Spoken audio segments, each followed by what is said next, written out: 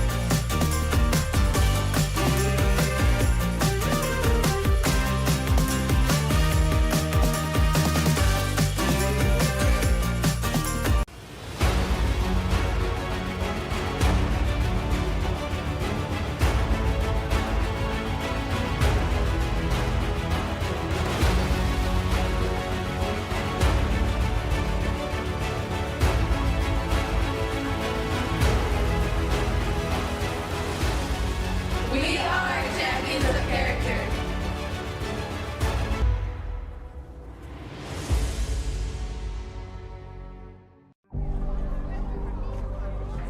From Laurinburg, North Carolina, the Knights of St. Andrews University, and from West Point, Georgia, your Skyhawks of Point University. Point University would like to give a big shout out and thank you to all Skyhawks alumni who are in attendance today. Thank you for coming today.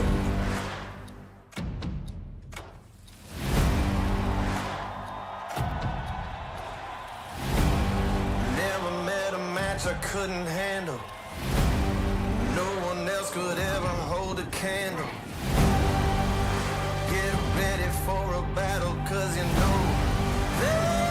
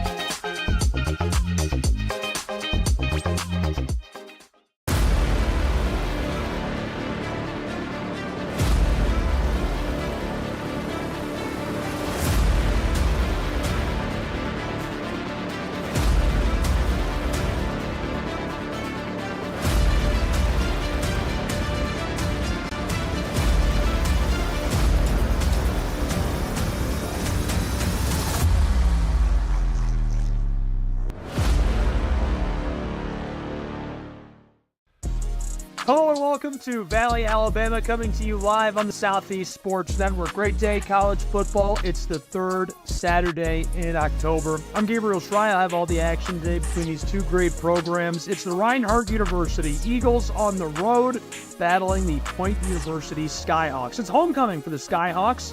an exciting tilt between these two. We'll have it all here on SCSN. Let's get started with a few general housekeeping items. Autumn foliage painting the backdrop. An intense mid-season battle will unfurl this afternoon. Eagles have a strong record, 4-2. They're number 23 in the nation here in Valley, Alabama at Ram Stadium, battling the Skyhawks, who are currently 3-4 on the year. Eagles are coming off of a thrashing of St. Andrews and the Knights, 57-0. That's what Point University will be worried about entering today, is the momentum that Reinhardt University has offensively. You can get up to date, get all the highlights and more by visiting our website, scsnsports.com. That's scsnsports.com. We've got all kinds of different content you can check out. Find it. It's updated daily with new things from around the web. You can also get connected with us on social media anytime from anywhere. Find us on most major platforms at SCSN Sports. We're on Instagram, Twitter, we're even on TikTok, YouTube. Get connected with us. Be sure to subscribe, follow along. We'd love to have you with us at SCSN Sports. This will be a good one, too. Really good teams in Appalachian Athletic Conference play, a big-time tilt, and it'll be interesting to see who walks away with a W here on the homecoming of the Skyhawks. We'll take a break. When we come back, we'll get a look at the homecoming festivities and more, and then we'll be back with more pregame analysis, all here on the Southeast Sports Network. In life, things aren't scripted. If you're an athlete, we need people like you and translate those skills to officiating. You can get a lot out of it. It happens in every town, in every game. We never have a perfect game, but the rewards always outweigh the negativities.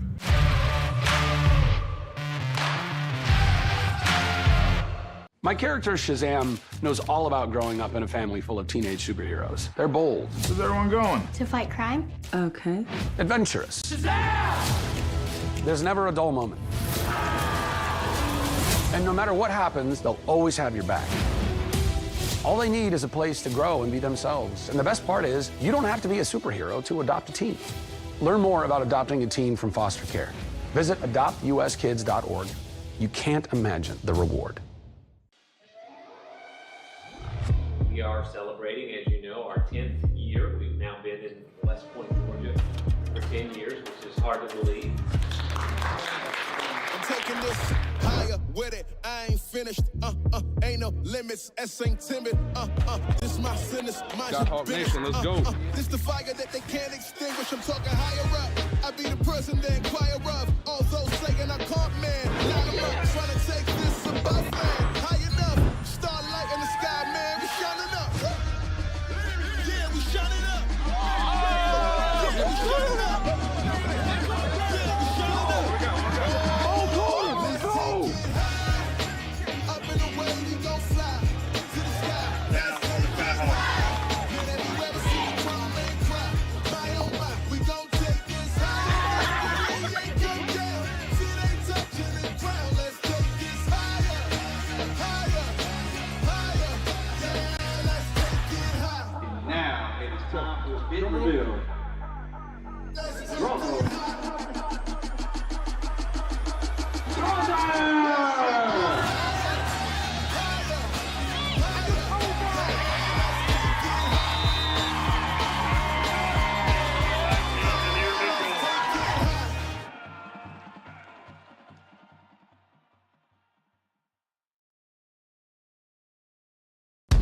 Turn it up. We going big. Throw it down. We gonna really live. Let's go all out. Let's go all out. You know it's gonna get loud. 'Cause we getting down.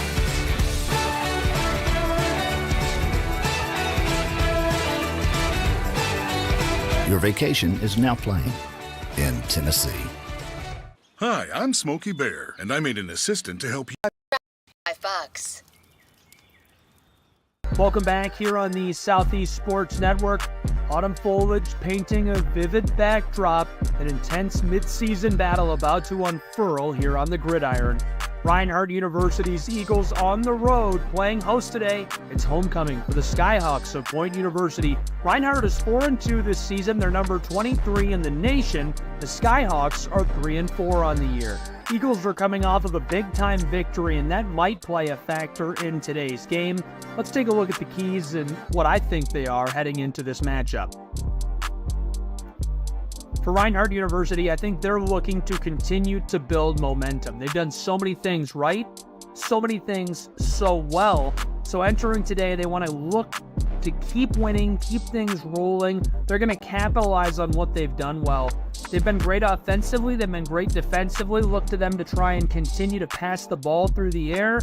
Look for them to continue to try and come up with big turnovers on defense. Those are the things they're going to be looking for. I think a big key to winning today's game could be the run blocking. The Skyhawks have been proficient against the rushing attack this year, so blocking could well be the key up front between these two, at least on the offensive side of the ball for Reinhardt and defensive side of the ball for Point. Taylor Jackson and McKee have been really good. They were great against the Knights. Jackson threw for 100 yards before he came out of the game. Colin Fletcher also has been especially good recently, so those are a couple of guys we'll keep an eye on, and their performance will be key to the game today as well. For the Skyhawks, what are the keys? Well, it's homecoming, so all the energy is on the side of Point University today. It's a different vibe than a regular home game here at Ram Stadium, and I think they're going to need to feed off of that. I think they can feed off of that. They're just looking to disrupt the number 23 team at home. So this is a big-time matchup, right? These guys are playing out of their mind. Point University says, we've got nothing to lose, and they can kind of afford to let it all hang out here. That's exactly what they're going to do. We're going to see how well they do exactly that. A couple of turnovers, this game could swing either way, and that's what we expect out of this, is a great, close matchup today between these two programs. We'll take a moment before we meet the key players in today's game. We're going to meet the head coaches. Reinhardt University, directed by James Miller, former Division I college football player, great offensive lineman, and a great leader along the sideline. He's having another big year. Fun to watch him lead the Eagles, and excited to see how that comes together for them today. For Point University, Trevor Zeters is leading the way along the sideline. Great energy. He's a great guy as well. Both of these guys are family men. Trevor played and then turned into a coach at West Virginia University. So two guys that had great careers before they were head coaches, both now leading a program at a university that they love. These guys bring a lot of passion and energy to the game of football. Love watching them do their thing down on the sideline. We'll take a quick break. When we come back, we'll meet key players to watch in today's game. Then we'll be ready for kickoff just a few moments after that. Don't go anywhere.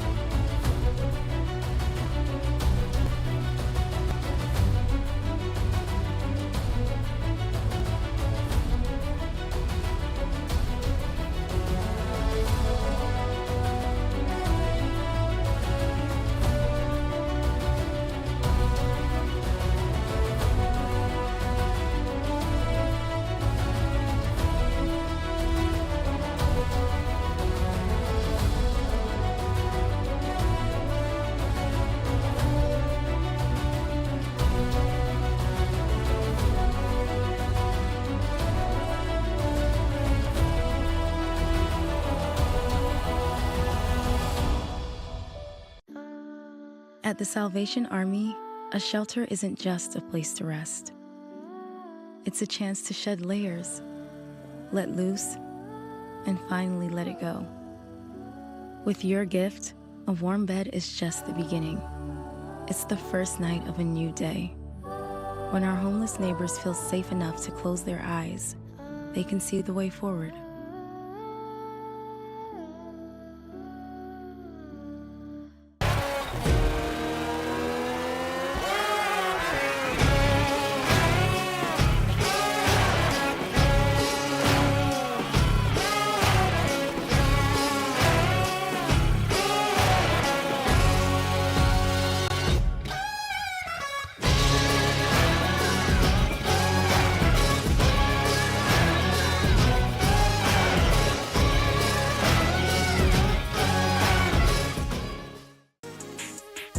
Welcome back here on the Southeast Sports Network. Reinhardt University being hosted by Point University. The Skyhawks are 3-4 this season, hosting the 4-2 Eagles, who are number 23 in the country.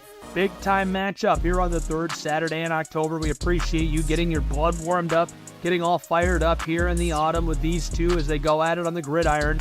Key players to watch this afternoon. We're going to get started with Reinhardt University, and we'll get started with the offensive players to watch for the Eagles. Obviously, you're going to keep an eye on Taylor Jackson. Boy threw for 100 yards last week. This is a guy who's lit up the scoreboard all year long. He's got a great story. I'll share that with you throughout the course of the broadcast today and more on his success so far this season. Kellen Fletcher caught a double overtime game-winning touchdown 2 weeks ago in Waleska, Georgia, and he's just been on an especially hot streak lately. Defensively, keep an eye on Kendrick Hawkins, Keon McGee. Hawkins and McGee are ball hawks. These guys are big-time hitters. They're going to be somebody that Point is going to need to keep the ball away from. They're going to want to go around these guys in the secondary today on the defensive side of the ball as they try to put together their offensive game plan. Reinhardt University is going to be very concerned about this pair of tailbacks. Trey Inge and Carnes have been great this season. 65 rushing yards, 16 carries against Union for Sincere. And Trey obviously also very good, 66 yards on 18 carries. These guys have had a couple of big weeks in a row. They're going to look to continue that success on homecoming. Defensively, we'll keep an eye on Larkin and Wade. Larkin is going to disrupt the rush game up front, which is, if you remember from earlier, a key to the game today for me. I think that's going to be really important for Reinhardt University to win the game, and Wade has got 3 interceptions this season, so he'll be looking to ball hawk and create an extra turnover, and in a game that could be this close, that'll be key. That's it. That's our matchup today. We're going to have all the action, and things will just be kicking off in a few moments here on the Southeast Sports Network. It's a 1 p.m. Eastern Time kick. 4-2 Reinhardt University Eagles, number 23 in the country. 3-4 Point University Skyhawks. It's their homecoming. Big time matchup coming up. We'll have all the action in just a moment on SCSN.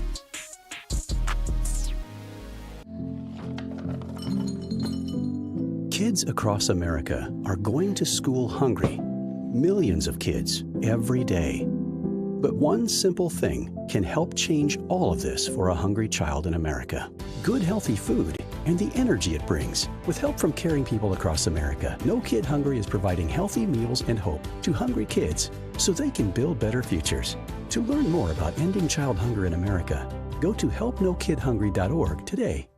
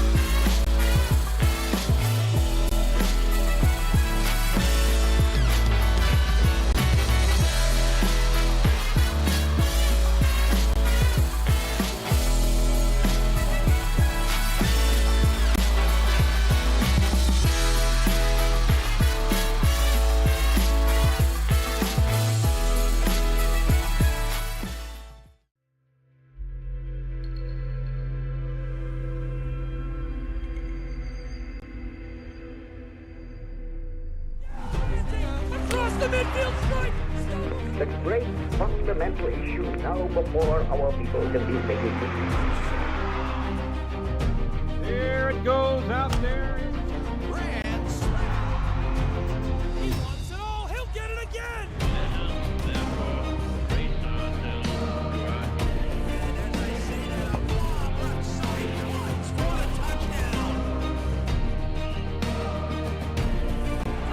And the slide.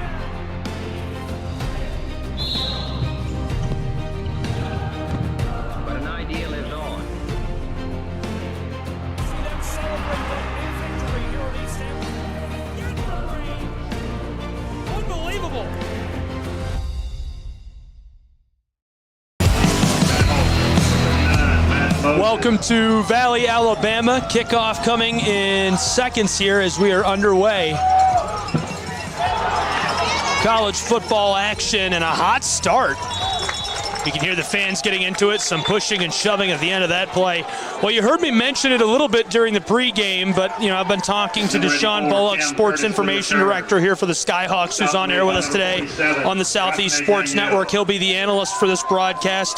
Deshaun, this is a bitter rivalry between these two. They played twice last season, which is super unusual in college football. How fitting is it that it's this third Saturday in October and these two are coming together on the homecoming of the Skyhawks? Honestly, it's the perfect storm for the Skyhawks. Just came off a loss against Union, but also they know coming to this week, it is about to be very personal. They've already been preparing for this game.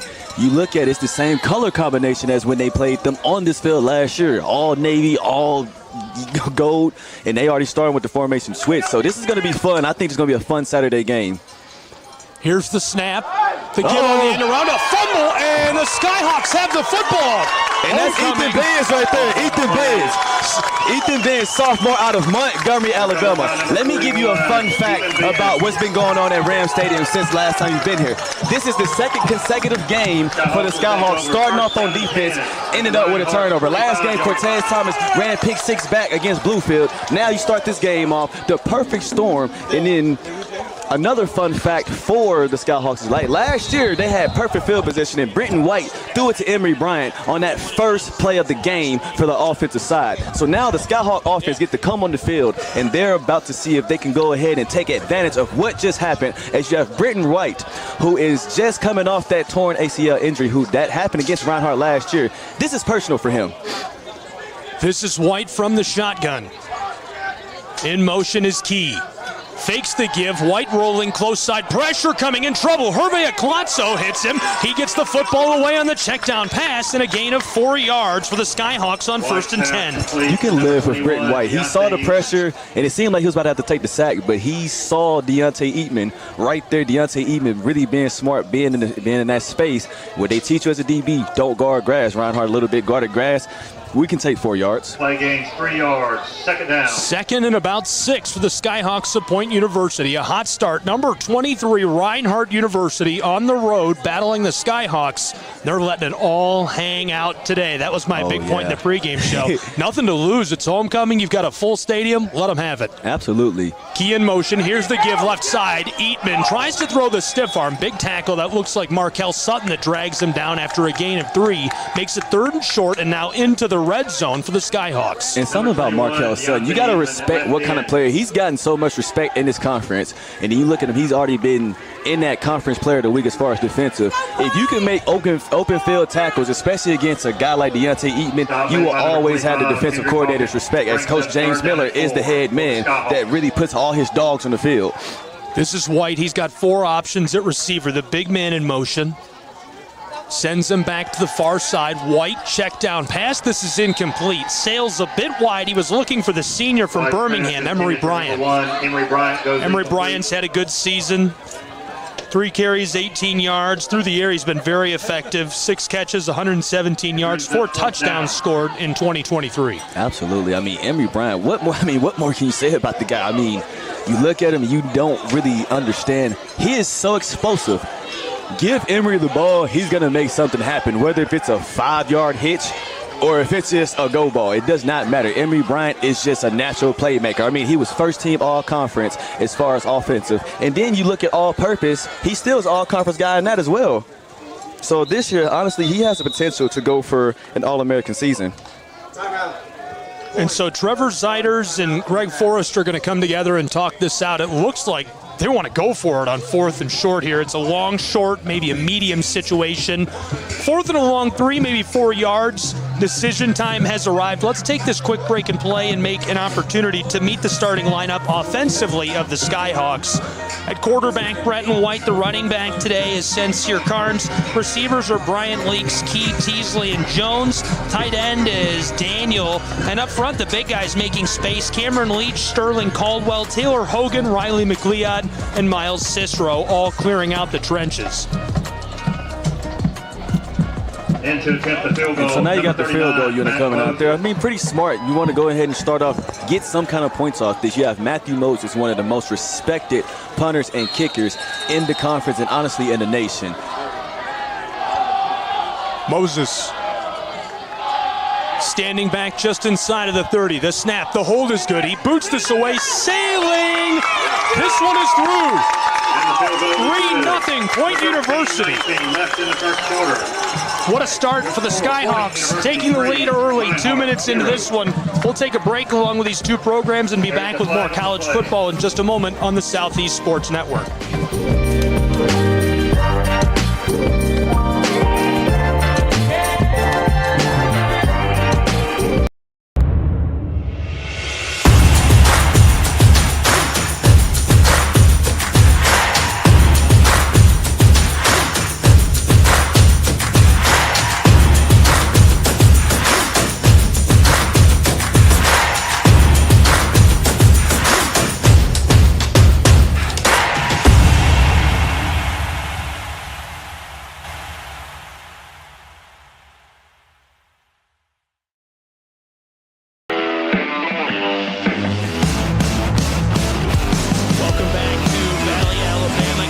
Right here with Deshaun Bullock on the call today.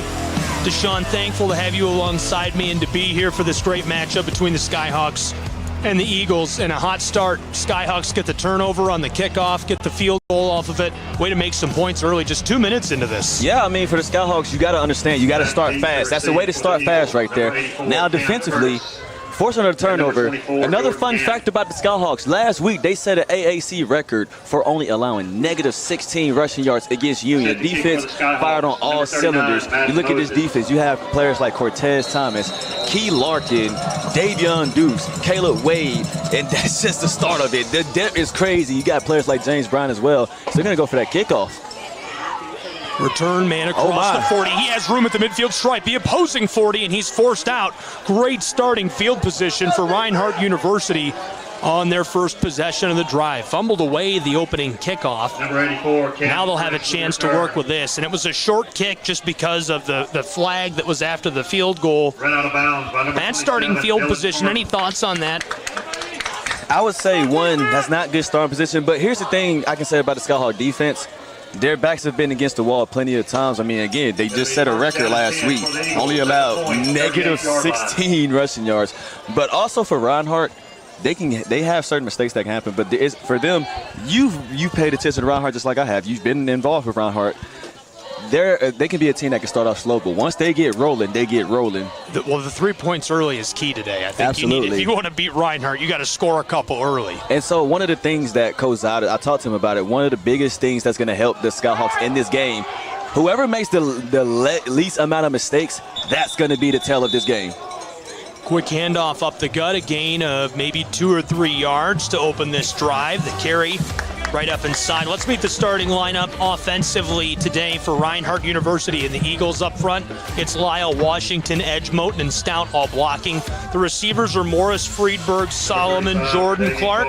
Running backs, Ja Colbert. He's going to be great today. Quan Moss. Quarterback is Taylor Jackson. And you'll see Jake Wallace catching some passes from the tight end position. Here's the snap. Taylor Jackson's in trouble. Check down pass close side. It's incomplete. Tries to go over the middle on the slant right there and nothing doing, or the cross rather. And for a second, honestly, I thought they were going for the screen. And I only say that because it seemed like the D lineman went to the backfield very much untouched. But honestly, that is a great concept to have the shallow guy coming down. And now you're going to have the nickel package, which means you get number 7 of Roman Jones, who's going to come in. He's going to be the linebacker, but he is a defensive back that can get in the box and guard. And in this dime package, you know, with it being third down, you got to have that dime package ready. So Roman Jones in that slot as the slot corner. 3rd and about 8. 4 out wide for Reinhardt University. 2 on either side for the quarterback, Taylor Jackson. Slings this far side. Caught. That'll move the chains and more. That's just a simple pass and catch right there. Quick 5-yard out. That's going to always help you out every single time. And right there, that's just them doing a pat and go kind of drill. That's like playing in the park. We'll see if we can sneak in the starting lineup for the Skyhawks defensively now. Up front, it's Jared Posey, James Bryant, Tyrone Tumblin, Cortez Thomas. Linebackers are Finley Binns, and Larkin is going to be fantastic today, one of our players to watch. On the back, it's Thomas, Caleb Wade, David Dukes, and Bickley. Two great starting lineups in Appalachian Athletic Conference play. Oh, yeah, it's going to be one of those things. And that right there. Nowhere to go for the tailback. He's in trouble. That's a situation right there. You have AAC Defensive Player of the Week already. Who won it earlier this year, Cortez Thomas. He's known for those TFLs, those sacks, and just getting in the backfield.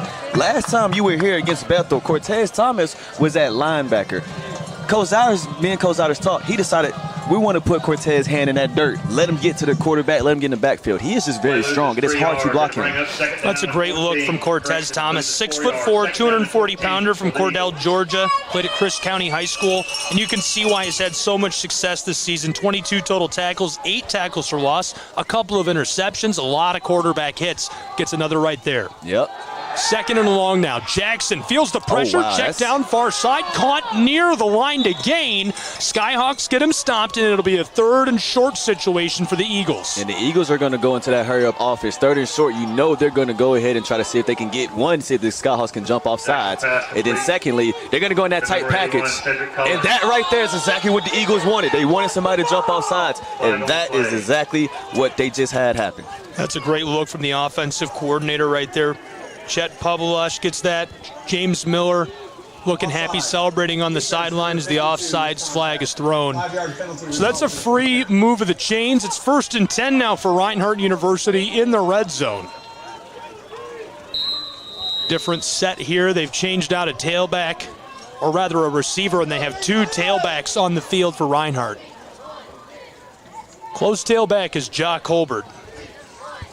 Tyrus McKee, the sophomore from Villa Rica High School, is the far tailback. Jackson in the shotgun looks to the far side. Calling out to the offensive line. Point has a full house at the line of scrimmage. It's a quarterback keeper, and there's the man we were talking about just a moment ago, Cortez Thomas, using his size to slow down the quarterback on that keeper. Cortez Thomas, again, he's just very hard to block. But honestly, here's what I can say about Reinhardt's offense. One, if you've been a watcher for Reinhardt and Point, you've recognized in the last few years, Reinhardt didn't run this kind of offense where they're spreading everybody out. Now you have them spread out a lot more. Can you adjust to that, and can you key and scheme up Reinhardt? Gage Stevens, the close wide receiver. Here's the give to the tailback. McKee tries to run it back up inside, gets down to the 5-yard line. About a 7-yard gain as he turns on the outside hip of the left tackle. So it'll be a short yardage situation for the Eagles of Reinhardt. Number 10, Tyrus McKee with the ball. McKee, that's what you're looking for out of him. 5'9", 175 pounds, and he's just now starting to get involved in the offense of Reinhardt. This is the 2nd game he's played in for the Eagles this year. 3 carries last time out against St. Andrews for 70 yards. And Reinhardt, they broke so many records against St. Andrews. I mean, more than 3 records was broken as I talked to the AAC about that. They're still an explosive offense. You still have to be ready to play against them at all times. Stop made by number 6, Key Larkin. The biggest thing about that game for me, I mean, 4th down and 2. Taylor Jackson, the starters, came out right away for the Eagles, and they still blew it out. Yeah, I mean, it didn't matter who was on the field. They were still going to do what they had to do. Yeah, and tip of the cap, I love to see it at every level. It's important to me to see a coach pull his starters out when they're up big. James Miller did just that. Taylor Jackson in the shotgun, calling out to the receivers on the close side. Lewis Morris standing alongside him in the gun. Wants to throw, lofts it over the middle. This is roped into the end zone for the touchdown. Touchdown, Reinhardt University Eagles.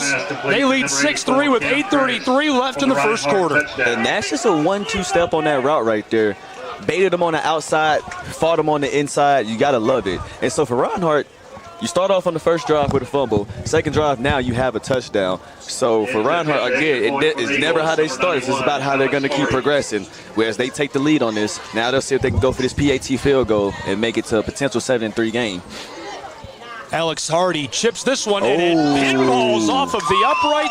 No good. It'll be a 3-point game here in Valley, Alabama. We'll take a break along with these two and be back in 30 seconds with more college football on the Southeast Sports Network.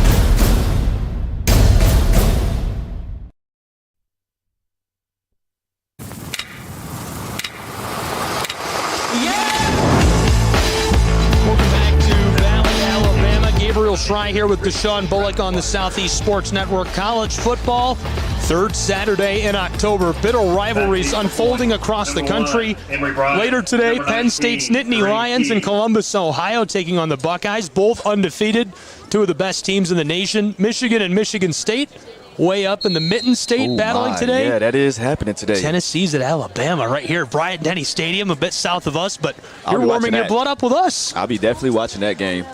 I'm going to be listening to that on the radio on the way home. I'm excited. Yeah. 8:33 left in this first quarter. 6-3, a three-point lead for Reinhardt University. The Skyhawks, they'll have a chance to respond. Return man from inside the 10. Across the 25, tripped up at the 30, and he goes down just shy of the 35-yard line as a flag flies from the far side. The funniest part about that flag, it seemed like it was never going to get out of the sky. I was looking, I said, I'm pretty sure that's a flag that got close. That was up there. It was. That was like a kite. With how long it was in the air, that's how it seemed like. So now you get another opportunity for points offense to see if they can respond to what Reinhardt just did. And can they get in the end zone? We'll find out. Brenton White has definitely got the tools to make some magic happen. He has the it factor. I mean, Brent White, he's one of those guys. He's off the field. He's really he is a very confident guy. I talked to him earlier in the season when he wasn't cleared just yet, and he wanted to be back early. He wanted to play that Bethel game. He's like, man, I really want to play. I'm like, Brent, you are the guy that we're ready for. But here's the thing. Come back when you're ready. Don't hurt yourself and come back too early, because regardless, this team is still going to progress. When you get back, they'll be waiting on you. He's back.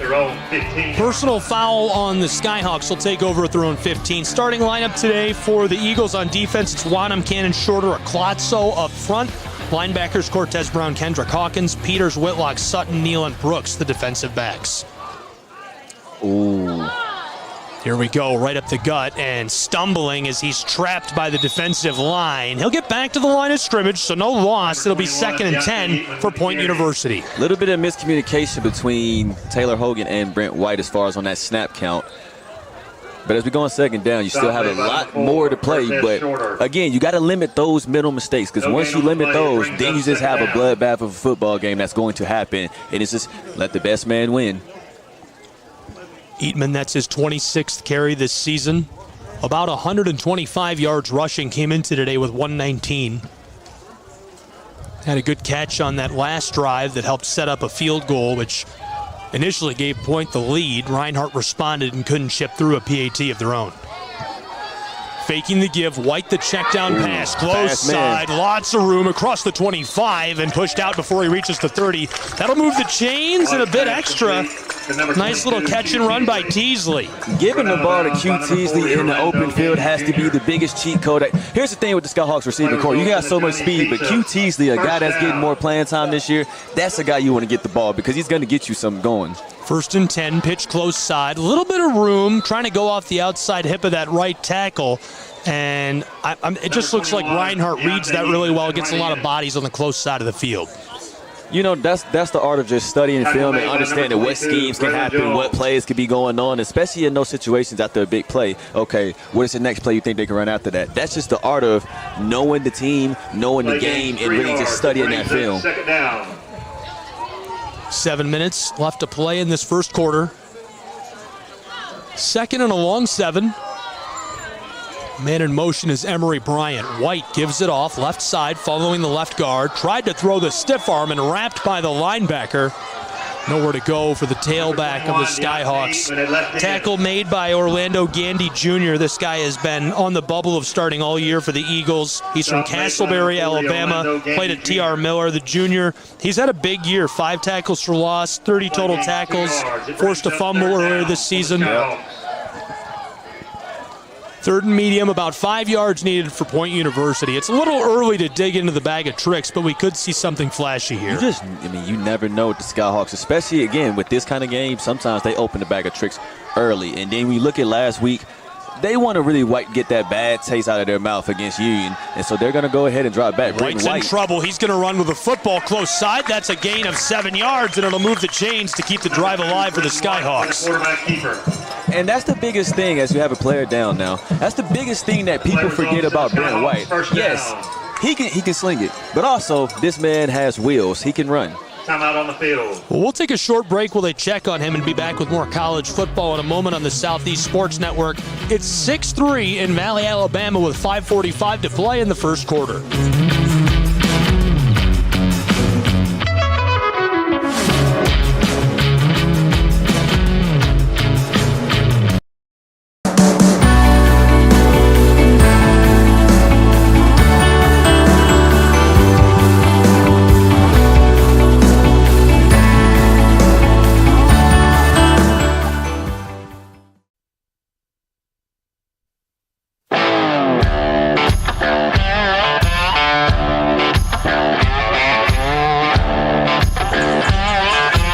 Welcome back here in Valley, Alabama. A 3-point game. Tight one early. Lots of action so far. Point Skyhawks took an early lead in their homecoming here when they chipped off a field goal. Reinhardt's Eagles responded with a quick 50-yard drive and punched it in. 4-6. Couldn't convert the PAT, so that's how we got here. Skyhawks on their second offensive possession of the day are driving down, trying to make some magic happen. And a great play to keep the drive alive by Brenton White with his legs before the break. Absolutely. Want to also make sure for Sammy Williams, who was just down, hopefully he will be okay. A guy who actually just returned off a meniscus injury just a few weeks ago, so hopefully he will be okay and can continue contributing for the Skyhawks. 1st and 10, 4 out wide, 2 on either side for Brenton White, calling out to his close slot receiver on the far side.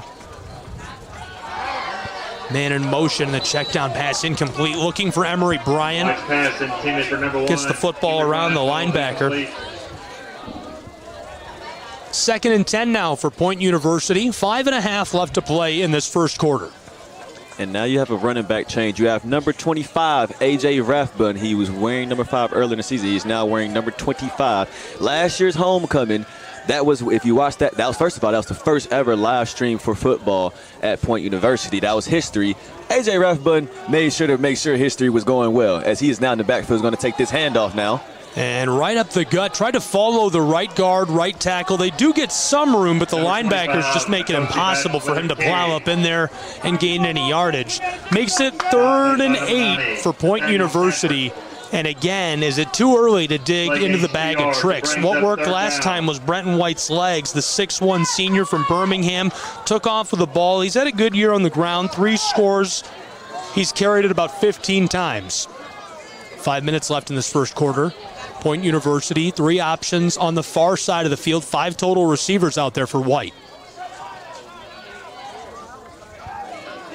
Sends Eaton into motion. Wants to throw. Here's a rainbow ball to the close side, intended for Bryant. This falls incomplete. That's just great coverage by the Reinhardt secondary. That's the one thing people don't talk about enough is Reinhardt secondary. The first game I actually got to watch for Reinhardt was against Faulkner University. I tuned into that game.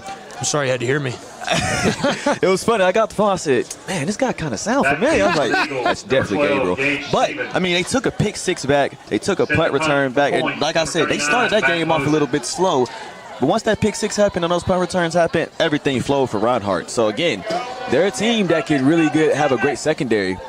Fair catch near the 15. It looks like they'll start at their own 17-yard line. Great field position for on this drive. We'll see the offense of Reinhardt University get to work. It'll be interesting to see what they pull out on this second possession of the day. 4:37 left in this first quarter. A couple of things. That's a great example of exactly what you've said about Reinhardt twice now today.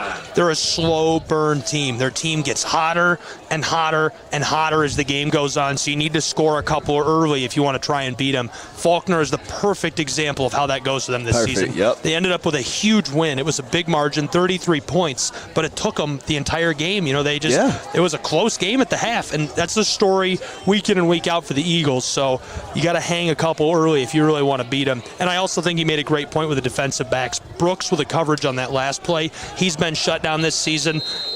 The freshman came up with a fumble return for a touchdown from 80 yards out. It was a conference record for the longest touchdown returned on a fumble ever. these guys have been great in the defensive backfield this year. Here's the give right up the gut from the offensive backfield. A gain of about 2 yards makes it second down for Reinhardt. And B.J. Finley on that tackle. Fun fact for anybody watching this game and listening, at halftime, B.J. Finley will be representing Point University on the homecoming court, so he won't automatically go into the locker room to figure out what adjustments need to be made. He's going to figure out who is going to be crowned and if it could potentially be him. BJ, 2 tackles for loss, a sack this season, about 20 tackles. He's broken up a couple of passes as well. 6'1" senior from Gardendale. Taylor Jackson shouting out to his receivers and the offensive line. Didn't like something he saw from the Skyhawks defense. They're motioning around as well. He's going to throw. Check down pass close side is caught right near the 30-yard line. That'll move the chains on a gain of 11 yards for the Eagles. That's a great route. Great spacing on that. And on those kind of routes, one, you kind of got to look and see where he's going to be lined up. Sometimes it's a defensive back. The defensive back mindset with Shaquan Bickley is an amazing DB. Those are very tough routes to guard because when you think he can be cutting in to go for the post, he goes out instead. And that has always been the toughest route to cover. Demps with a great run of the route right there. He's a freshman from Brooks County. That's his 3rd catch of the season. Great Puts size him at for 36 yards receiving. It's great size. Here's Jackson. Pressure coming. Throws far side. This one is tipped away. Great defense by Dukes. Senior from Lithia Springs swats that away. He's broken up a few passes this year, brought some pressure to the backfield. He's having a good year. Davion Dukes, he is, with being one of the seniors, next time we be on this field, he'll be honored as one of the seniors. Davion Dukes is a true definition of a DB. Last year, he started at corner, came into this season after losing all-conference safety Quan Neal. They put him at safety, and he's just relished. He's a true definition. You put him anywhere on the defensive side as far as on the secondary, and he's going to just execute. Well, that's brave of Jackson to throw his way. If there was a guy I wasn't going to throw his way, don't throw that's it to him. Dukes. I would not throw it Dukes' way. I wouldn't run it his way either. Jackson, they're going to air it out. Here's a bomb right at Dukes. This one's incomplete. And nearly got Dukes to the announcer's curse right there. I think you and I are putting the mustard on that. Jackson's got a great story, but I'm not going to get into it right now. But this is his first year getting to play the whole season for a team, and I'll get into that later. It's really incredible the way he's come back. Absolutely. Let me kind of give a quick tip on what just happened for Davion Dukes and how that was teach tape. That ball was thrown. He kept running with them. He did not panic. And here's the thing they always teach. Turn your head to see where it's at and just keep running. And that's what he did. That's teach tape right there. Yeah, a lot of defensive backs would have panicked in that situation. Oh, yeah. And I like the decision by Jackson and the offense of the Eagles to just take the deep shot. 3rd and 10. Fumble on the plate. Taylor Jackson picks it back up, rolling far side. Ropes this near the sideline. This is incomplete. That's way to keep the play alive by the quarterback, but an even better play by the defensive backs. Heads up, staying with the receiver and swatting that down. And that's Bear Thomas right there on that PBU. What they don't talk about with Bear Thomas, his stats might not always show up as getting the most tackles or maybe getting a lot of PBUs, but he is very, very valuable for this team. He is a guy. He's going to he just did a celebration. He's going to put that seatbelt on. He's going to keep it strapped up. He's not going to give up that many catches. Emory Bryant. Alex Hardy averaging 36 yards net per punt this season, as long as 60. Standing back on the 15-yard line of the Eagles. What a strike. Oh, my Are goodness. you kidding me? That is oof. That's a NORAD project. It rolls all the way back Ooh, wow. to the 1. I think that's a touchback by just inches, thankfully for the Skyhawks. You can hear it in the crowd, too. All you hear is, woo! I mean, you look around in this stadium, you see the facial expression. I've seen some great punts from that field position, but that was one of the best punts I've seen in a few weeks. That was amazing. 85 yards. Yeah, a lot of hang time on it, too. I didn't think that was coming down. Fans, stay up to date with all the latest Point athletic teams by visiting Point Skyhawks. Back to the field come the Skyhawks of Point University. Their offense has had some success today. They've had a good season overall.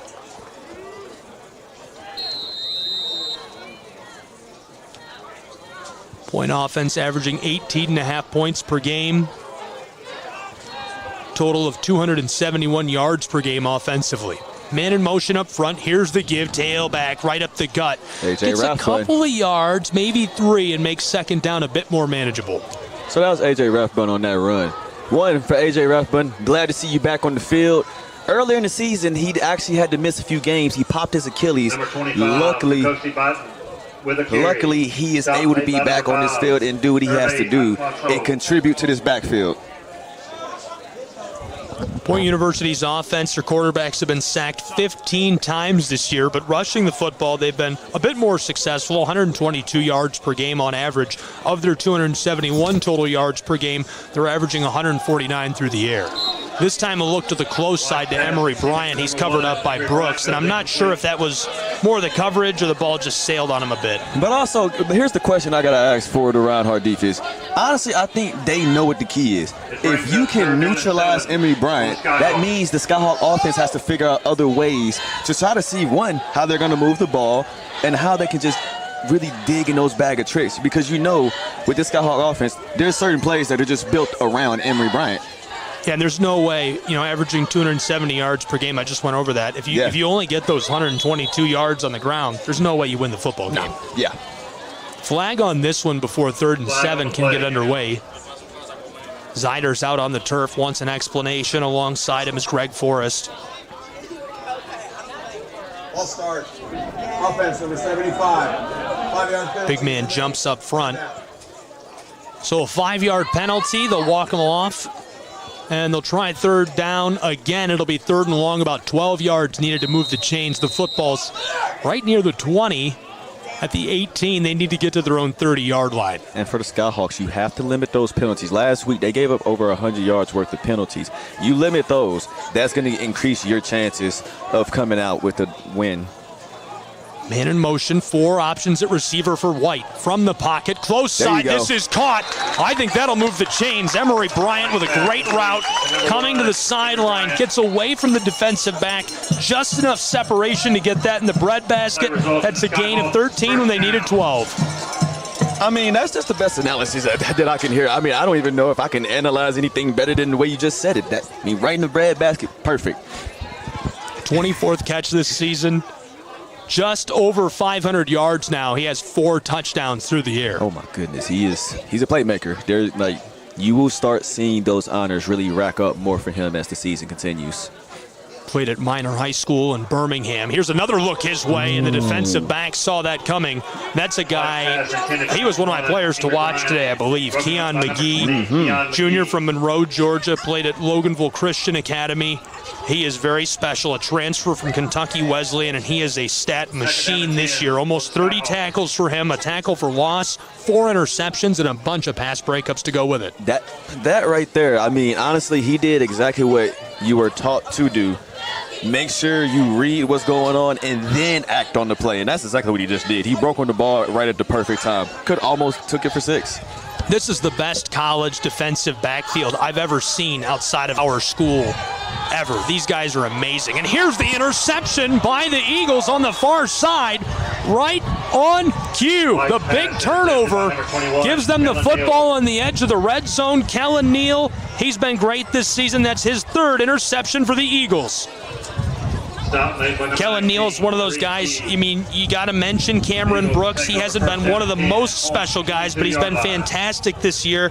Kellen Neal, one of the special guys. Markel Sutton, Keon McGee, Kevion Whitlock. They've just been great back there. I mean, just like you just talked about as being one of those top secondaries. And what do they do on the next play? Catch an interception, almost took it for 6. But now Reinhardt gets the ball with the potential to probably go up 10. 1:21 left in this first quarter of play from Valley, Alabama. 4 options at receiver for Taylor Jackson. I'll tell you his story in a moment. Quick note, that's a receiver in the backfield alongside him, Lewis Morris. Morris takes the give left side and gets a good block from the left tackle. Clearing space, Marcus Washington actually pulled on that play, the left guard. With a carry. Honestly, that's a great handoff. That was great pulls. That's just a great teach tape. Again, I say teach tape. That's teach tape for up front. Protect. You see everybody coming off the edge. But as he pulled to get him right into that 6 hole, it worked out perfectly. This defensive line, this is where they should thrive down here in the red zone. Big guys up front to watch for. Bryant and Thomas could make plays on this drive. Here's the give again, right up the gut to Lewis. Morris makes a couple of cuts and gets a block on the back end. That's a big gain on the ground of nearly 10 yards as he's threatening the red zone Down on the 6-yard line, it's 1st and goal, Reinhardt University. Hey, bro, I know he's listed as a receiver, but the way he's running the ball, are you sure he don't need to be in the backfield more? Well, they were playing him a lot at the slot when they started the season, and he spent a lot of time in the backfield this year. In fact, I believe that's at least his 20th carry this season from the backfield. So he's racking up the yards there. He's got 6 catches as well to go along with it. Big contributor all over the field. Man in motion for Reinhardt and the flag. Got to be a false start. Yeah, potentially got to just go ahead and give him that 5 yards right there. All right, let's see if I can sneak in this story. So Taylor Jackson set records in high school at quarterback. From Guyton, Georgia, he played at South Effingham. Went to Brevard, a Division III school up in the mountains over there, right? Played 1 game, threw for 220 yards, and got hurt. Came back on homecoming against Maryville, threw for 200 yards again, and got hurt again. Didn't play again there. That was back in 2020. Took some time off, came to Reinhardt University, and for the Eagles, this is his first chance to start his first season running from under center, so he's had a really good year. He's been one of the best in the conference, as you know, so it's kind of cool to see him get a chance at a comeback. Absolutely. I mean, that's an amazing story. Those are the things you want to always highlight regardless of who it is, and that's just something, if you talk about perseverance, that's what's going to help you every single time. So I love that story for Taylor Jackson. Well, we'll take a quick break and be right back with more college football in just a moment on the Southeast Sports Network.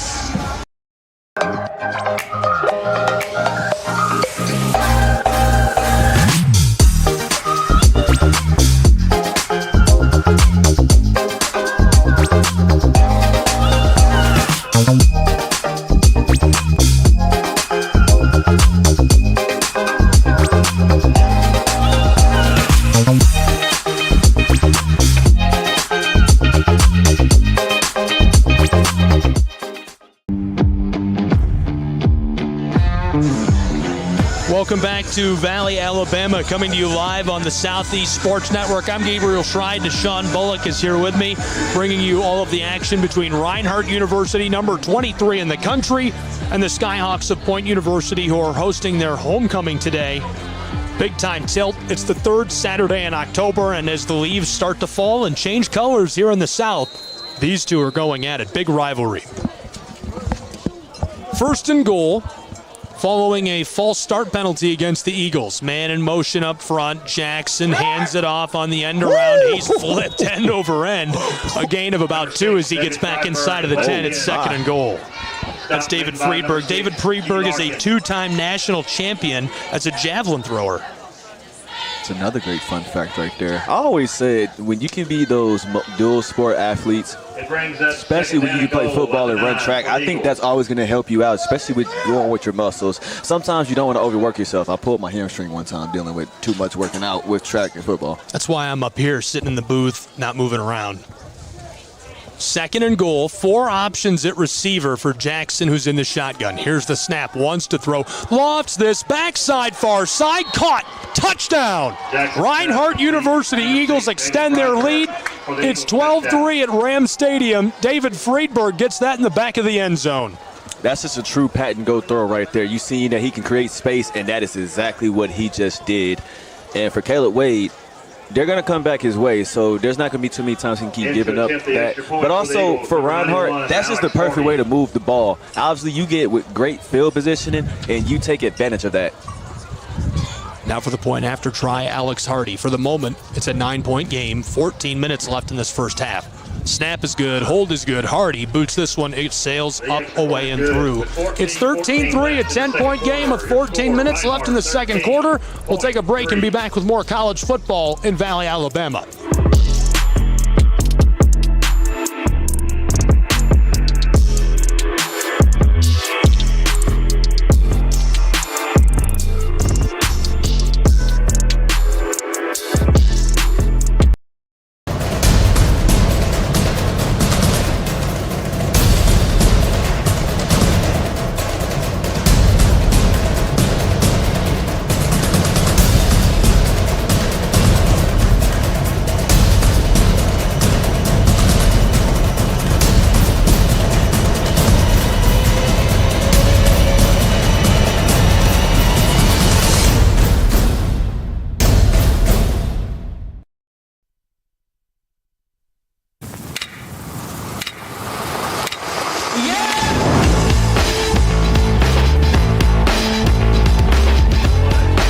Welcome back. Third Saturday in October. Football action on the Southeast Sports Network.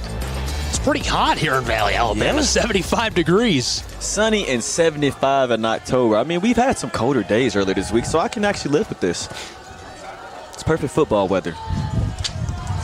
Booted away, this one. Driven back deep. Return man is Bryant. Fielded on the 10. Across the 15, the 20. Space. Has a lot of space across the 30. At the 35. Makes a man miss at the 40. Coming close side. Tackled down at the 45-yard line. Big time return as he's tackled on the very back end of the play. So good starting field position for the Point Skyhawks on offense. And that's exactly what you need. After that situation on defense, and obviously from the last offense, you got to start figuring out when you can create that spark. And if the time is not ever, the time is now to get that spark going. As now you have Wes Jones, who's going to be in at receiver, along with Kareem Key and Q Teasley, along with having Brent White at the quarterback. Brenton White, he's got 3 options at receiver. The tailback is deep behind him. Quick audible up to the offensive line. Saw something he either did or didn't like. Here's the handoff, far side. A lot of room. The tight end and right tackle do a good job sealing up the edge for Trey Turner, who gets a couple. And giving Trey Turner any kind of open field space, you're bound to get some gains going. 24th carry this season. He's got 94 yards rushing. 2nd and 6 now for the Skyhawks. Trey Turner from Escambia, Alabama, the senior, 6 foot tall. He's a 230-pound tailback. That's the kind of guy they don't expect somebody like that to carry it to the outside of the line of scrimmage. You think he's coming right up the middle. You see him come on the edge. That's a defensive back. It's like, all right, no, hang on. Either you tackle him or you make the business decision. Time out. 2nd and 6. White hanging on to it and pitches it forward. I love the little pitch forward. That's a gain of 3 yards and makes 3rd down a short yardage situation for the Skyhawks. That's one of those plays that I would run on NCAA 14. It's all triple option for me. UMass, here we come. That's going to be tough to stop. Triple option, it's always been tough to stop. Adam Mwimba. Play gains 4 yards. It brings up 3rd down and 2. Nice little pitch down inside. It's a 3rd and short situation for Point University. Play call is in. Brenton White shouting out to the offensive line. 2 receivers on the far side. Tailback is deep behind him. A power set bunched up front. Looks like they might try and run this between the tackles. Here's the give. A spin move as he dives forward and gets back to the line of scrimmage. It's 4th and short for Point. Do you go for it here? Honestly, I would. I mean, you already have, so you have Trey Turner in the backfield already. You just talked about it. 230-pound guy. You expect him to go up the middle as he goes on the edge. And now you bring in Rafe Daniel for the tight end. Yeah, bring in your jumbo package for this one. You already got, so you got 2 tight ends now with Nick Marion and Rafe Daniel. So now you have a single receiver with Kareem Key and then Emory Bryant. Yeah, jumbo it up. Let's see who can really, let's see where this is situations where we see men be men in the trenches. Bryant in motion. There's the give. Right side evades one tackler. He's got the line to gain and an extra couple of yards. And 1st and 10, Point Skyhawks. And that's going to be a Johnny's Pizza first down right there. It's actually a new thing we just actually incorporated earlier this season. Shout out to Johnny's Pizza that is in West Point, Georgia. Big place where everybody goes. Here's the pitch close side and the flag right away. I'm not sure if that was a false start. Rafe Daniel way downfield. He's out of Chambers Academy, a freshman, 6'4", 250-pounder. I like the look, bringing him in to block up front, adding that size up front. Rafe Daniel, he's came in this season and he has been an instant contributor. The coaches already knew his potential, but honestly, you never know exactly what they can do until you put them on the field against another opponent rather than just putting them out there in camp and say, okay, we see it. But again, there's been a lot of newcomers on this team that have really just stepped in and they've become a part of this core that Point is trying to continue to build to start running the table for the next few years. 1st and 15 now for the Skyhawks. From their own, or from the opposing 47 rather. White picks this up after a fumble on the snap and gets beyond the line of scrimmage, back down to the original line of scrimmage on a gain of 5 yards. We're starting right now. We've been seeing on both sides with a little bit of bobbling the snap. Quarterbacks are still making something out of nothing, so you gotta like that. That's just one thinking quick on your feet, adjusting on the fly. White entering today, 13 carries, 35 yards, 2 carries today for 20 yards, so he's racking up the yardage on the ground and kind of a different look for him running with a football.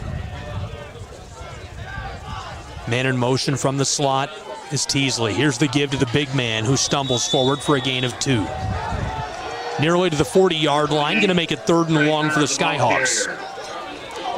Biggest difference we're seeing with this year's Skyhawk team, you've had a few games where the run game has been their bread and butter, but you also have certain games where opposing defenses are having to start slowing down point. And I think that's just an emphasis to say, if you can stop their run game, now they have to open the playbook up to pass and see if they can spread the field out. And at that point, when you can make an offense dig into that playbook and open the playbook up, you're doing your job. 3rd and about 7. White lofts this over the middle, caught, 1st down and more. Oh, he dropped the ball. That might have been a fumble. Yeah, he looked like he had a good amount of possession. That was very close. I thought that was a fumble when it first hit the turf, but the Eagles kind of pulled up. The crowd gasped like it was a fumble. Because honestly, in those situations, if this is the Alabama and Tennessee game, they will try to review that. Oh yeah, and we have it. We actually have the replay system where they could review it, but heck, they're just going to keep it rolling. Because I mean, it's 4th down now. You did your job. I think otherwise, Reinhardt make the decision to go ahead and challenge that. Oh, absolutely. Good-looking punt, great strike. Matthew Moses sends that away, and Reinhardt University's offense will take over. We'll get another look at what they can do with the ball.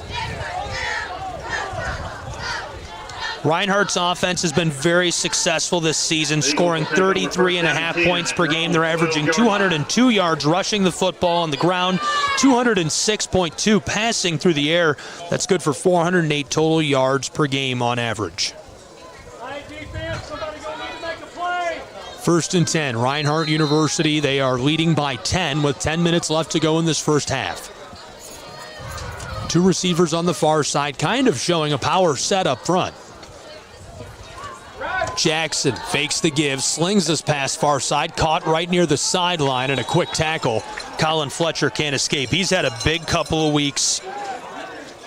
9 catches, 181 yards, had 2 for 80 and a touchdown last week. The week before that against Pikeville, caught the game winner in double overtime. That was the game of the week. I paid attention a lot more to that game. One, because I like Pikeville, because I actually have some people I know there. One of my friends who actually works in the sports information department. But that right there was an instant classic. In AC football this year, we've had some classics as far as games. Oh, he stays on his feet after stumbling and tackled down just shy of the 40.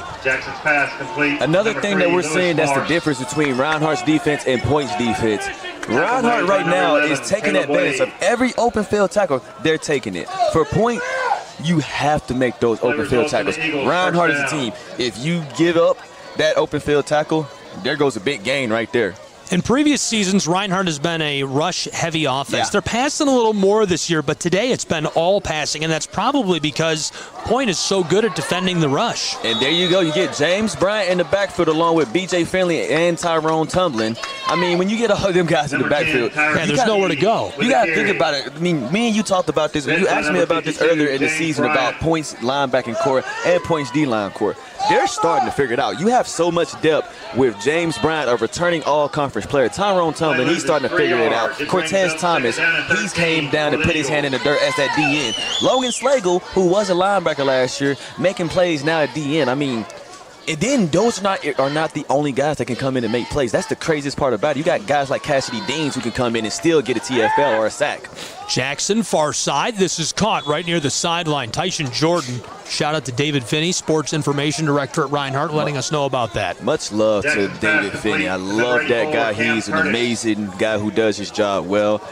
I'm a guy that actually pays attention to some of the graphics. I'm like, man, I need to talk to him and see how he did that graphic, because he's amazing at what he does. And in the athletic communication side, we always want to we don't really compete with each other. Like, we like to try to get advice from each other. And David Finney's been a guy that's really, I like talking to him just because he'll give me advice, but we can also just compliment each other. 3rd and medium for Reinhardt. Roped far side. This is incomplete. Big play defensively. DB sells out, swats that down, and prevents the conversion. That's exactly what you want to see out of your guys on the back end. Bickley, or rather Key Larkin, that's the linebacker, excuse me. And Key Larkin, here's the craziest part about Key Larkin. Key Larkin, yes, he is a hard hitter, hard-nosed player, 2-time two-time Defensive Player of the Week already this year. Already had a second-team All-Conference, looking like he could be a lock for first team. He can cover, he can sack, he can do it all. Like, Key Larkin is, and he's still a junior. He still has the potential to come back next year and then lead this defense again. He came into the game already leading the conference in tackles. No, he's insane. He's got 60 tackles this season. I mean, his bag of stats is very deep. 6 sacks, 10 tackles for loss. He's forced a fumble, broken up passes. He's hit the quarterback. Yeah. He's doing it all. I mean, he's really an incredible athlete, buzzing around the field, making big plays. We'll keep it right here as they take a timeout down on the field. 7.5 left to play in this first half in a 10-point game. 13-3. The Eagles of Reinhardt in the lead. They have the ball, but it's 4th and 5, and it looks like they'll punt the ball back to the Skyhawks. And that's a good business decision. 4th and 5, I mean, up 10, even though that does not matter. That's a great defensive stop for the Skyhawks. So now, getting the punt, get good field position, the Skyhawks are going to have to move the ball on offense. Yeah, if Reinhardt was about 10 yards further down the field, I'd like the look of going for it, but not from here. Booted away, sails far side, and this one rattles and rolls off of the field. 1st and 10, Point University. They'll take over right near their own 30-yard line. Punt goes out of bounds at the Point 28-yard line.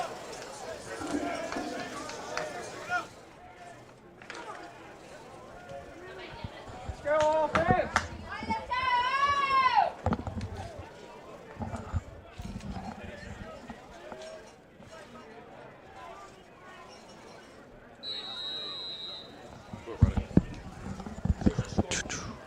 And now with the Skyhawks, you have Brent White at the quarterback. Signal caller as Leaks comes into motion. White gives it off. Close side, and he's got some space created by a great block by the receiver. So what would have been a loss of 2 or 3 turns into a gain of 2. That's a nice little play. And that's the dual sport athlete of Isaac Jones, who also is a member of our track team here at Point University. I mean, give him open space, he can make something out of nothing. He's an amazing dude off the field. I mean, he's also a part of, he's also a CLM, which is Campus Life Ministry on this campus. He's very involved on this campus, but that's a great run by Isaac Jones. 7th carry for him this season. Jones, a sophomore from Hazlet, Texas. 2nd and a long 8, maybe 9. White fakes the give, wants to throw, rolling far side, roped downfield, caught at the midfield stripe, across the 40 and out of play. Big time move of the chains for the Skyhawks. And that's Nick Marion on that catch. As I saw him going on that route, I mean, that's an amazing out route. Here's what people do not understand about Nick Marion. Nick Marion is actually one of the fastest guys on his team. As one of the tight ends, he's actually one of the fastest on the team. His 7th catch of the season, over 90 yards receiving for the tight end. 1st and 10, Skyhawks. 3 options at receiver. Tailback is deep behind White. He's shouting out to Marion. White sees something he wants to adjust to. White throws this far side, and it's incomplete. Looking to get hooked up. Kareem Key, the freshman from Birmingham. Key's had a good year as well. 13 catches, 170 yards, and a touchdown. I remember he was really good against the Wildcats. Oh, I mean, you made the most amazing call when he got that diving catch for that touchdown against Bethel. We were able. It was funny because videographer Joshua Beam, he texted me earlier after that week. He said, "Hey man, I got a great idea." I didn't understand. I didn't think he was going to take his footage and use your broadcast for it. Anytime. Which is what I did the same. I was just text me to let me know you're doing it. I want to see it. Yeah. Big tackle for a loss. And it's funny because I did the same video. I said, so I didn't know you were going to do that, but I like it, but we were going to do it too. So, hey, I mean, yeah, you called me. It's like, hey, that's great. I mean. Oh, that was a great recap. Love that. David Finney just had Childers Productions out. He does a lot of Rockmart High School stuff on Instagram. Shout out to that guy. Yeah. Incredible cinematographer. 3rd and long now for Point University. 3rd down and 13 for the Skyhawks. White and the Skyhawks Now would be a good time to reach into the bag of tricks. Trailing by 10, 5.5 left in the first half. Tailback is in motion. He'll step up alongside the running back. Coming across by the line of scrimmage is Leaks. Leaks heads back to the close sideline. White wants to throw. Pressure is coming. He's in danger. Evades the defensive lineman. Wants to run with the football across the 40 and tackled down after a short gain by Cortez Brown. That'll bring up 4th and long, and now it's decision time for the Skyhawks.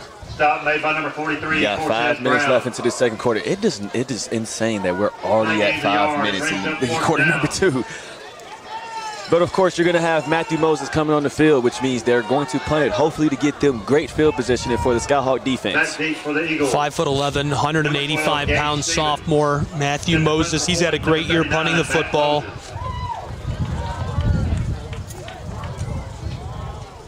Averages about 32 yards a punt. This time he'll just take the touchback. So with 4:40 left in this first half, Reinhardt University will take over with the football. Matthew Moses is also a guy that was AAC Special Teams Player of the Week. We had a week earlier this year when the Skyhawks defeated Kentucky Christian 35-0. You had a big sweep of AAC Offensive Player of the Week, AAC Defensive Player of the Week, and AAC Special Teams Player of the Week. Actually, no, that was the Thomas after the Thomas game. Sorry about that. That 20-17 win. But yeah, when you can get 3 guys sweeping, Coach Zaders has already had more than 6 guys win Player of the Week. That's pretty good for his resume. He's had a great stint with Point University. 2 great head coaches. We talked about Coach Ziders and Coach Miller during the pregame show. 2 guys who just love the game of football. 1st and 10 for the Eagles. Jackson right over the middle. The laser is caught. That's a gain of about 8 yards. 2nd and short now for Reinhardt with 4.5 left in this first half. If you're just joining us here, closing in on the halftime break, Point University Skyhawks, it's homecoming. They're 3-4 this season, hosting the 4-2, number 23 in the nation, Reinhardt University Eagles. It's a crucial Appalachian Athletic Conference tilt for these 2 programs, coming to you live from Ram Stadium. I'm Gabriel Schrei here with Deshaun Bullock on the Southeast Sports Network.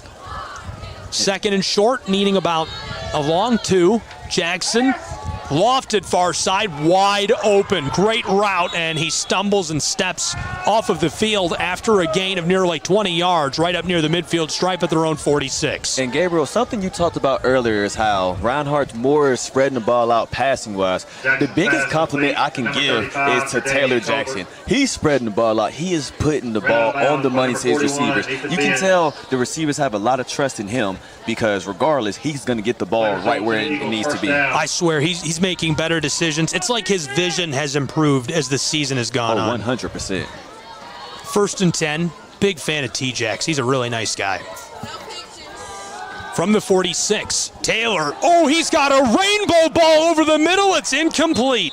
Looking long for Jakari Clark out of Rockmart High School and just overthrows the sophomore. And that could have been one of those big plays that Reinhardt was going to need. But again, you got Bear Thomas on that coverage. Again, like I said, he doesn't give up many catches, and that's another situation right there. 2nd and 10 for the Eagles. Down the DN side, you just had Cortez Thomas sub out. So now you have on the left DN side, you have Logan Slagle, right DN side. Newly DN, which he just transitioned a few games ago, is Jarrett Posey. He started the season as a receiver. He is now, with his hand in the dirt, as a DN. He is a very physical guy who is also a lacrosse player at Point University as well. I love the 2 sport athletes you see in the NAI. Absolutely. Guys who truly love playing sports. Here's the give left side. Lewis Morris pinballs off one defender and now forced out of play. He's down inside the 30 after a big gain to the 28 of the Skyhawks. 3 minutes, 10 seconds left to play in this first half in a 10-point game.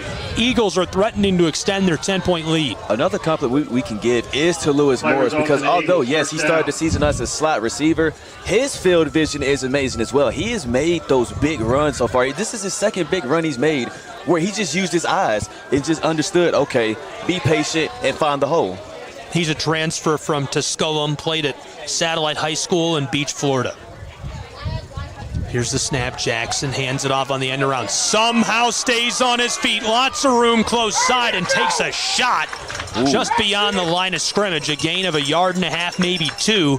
Makes it 2nd and long. To get hit by Caleb Wade on that. Gotta love it.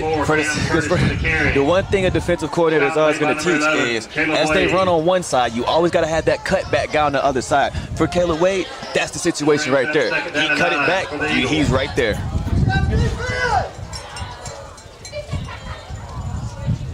Reinhardt's been very efficient in the red zone. They're knocking on the door down at about the 27-yard line of the Skyhawks. Trips right the close side here for Reinhardt University. Lewis Morris in a tailback. Jackson wants to throw. Pressure is coming right over the middle. Roped in and caught at the 10-yard line. First and goal, Reinhardt University. That's just another situation of Taylor Jackson putting it right on the money where only the receiver can get it. And that's another first down for the Eagles now. Now they're in true threatening territory to try to extend his lead even more. Eagles must have seen something they liked for Tremaine Demps against the Skyhawks. His second catch of the day is 4th of the season, now at 50 yards receiving this year. Here's another look to him far side, and he'll get it even closer to the goal line. Now it's 2nd and goal down on the 5. What I liked about him on that last catch that he just made is that he understood the stance of Keyjuan Figs. He could have broke on the outside and just went for the go route. He saw that he was more basing on the outside, and he just took him on the inside. That's just a great route and great adjustment. It's a great mid-air adjustment. Absolutely. 2nd and goal, 4 receivers. There's the give to Morris. Morris pinballs off a defender and dives for the end zone. He's in. Touchdown, Reinhardt University. Lewis Morris right now is becoming that big playmaker that we have all talked about so far, and he has made it happen. 19-3, Eagles extend their lead. Up by 16 in Valley, Alabama with 67 seconds left in this first half. Alex Hardy on for the point after try. Snap is good, hold is good. This one is booted up away, and it goes through the uprights. So with 67 seconds left in the first half, 20-3 is the score, a 17-point lead for the Eagles. We'll take a break and be back with more college football in just a moment on the Southeast Sports Network.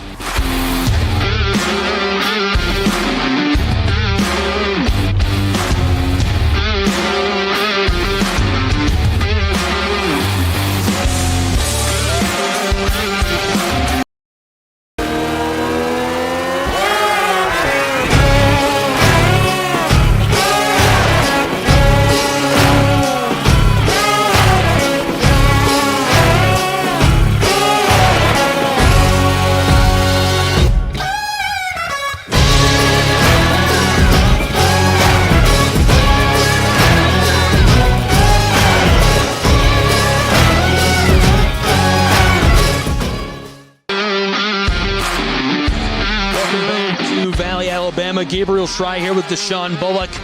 20-3, a 17-point lead for Reinhardt University as we're closing in on the halftime break. And a chance to run the 2-minute drill for the Point Skyhawks as they'll get this back following the touchdown. Emory Bryant and number 19, Kareem Key.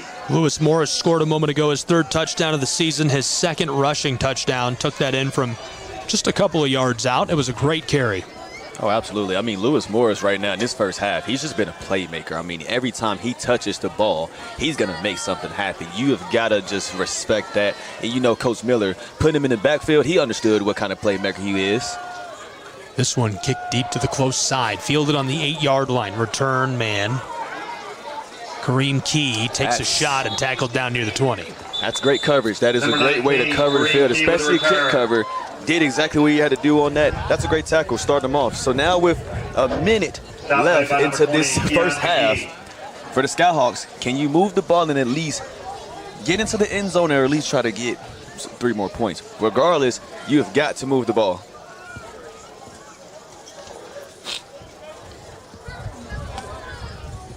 Point will take over, first down and Point offense this season, 271 yards per game. 150 per game through the air, 122 per game on the ground.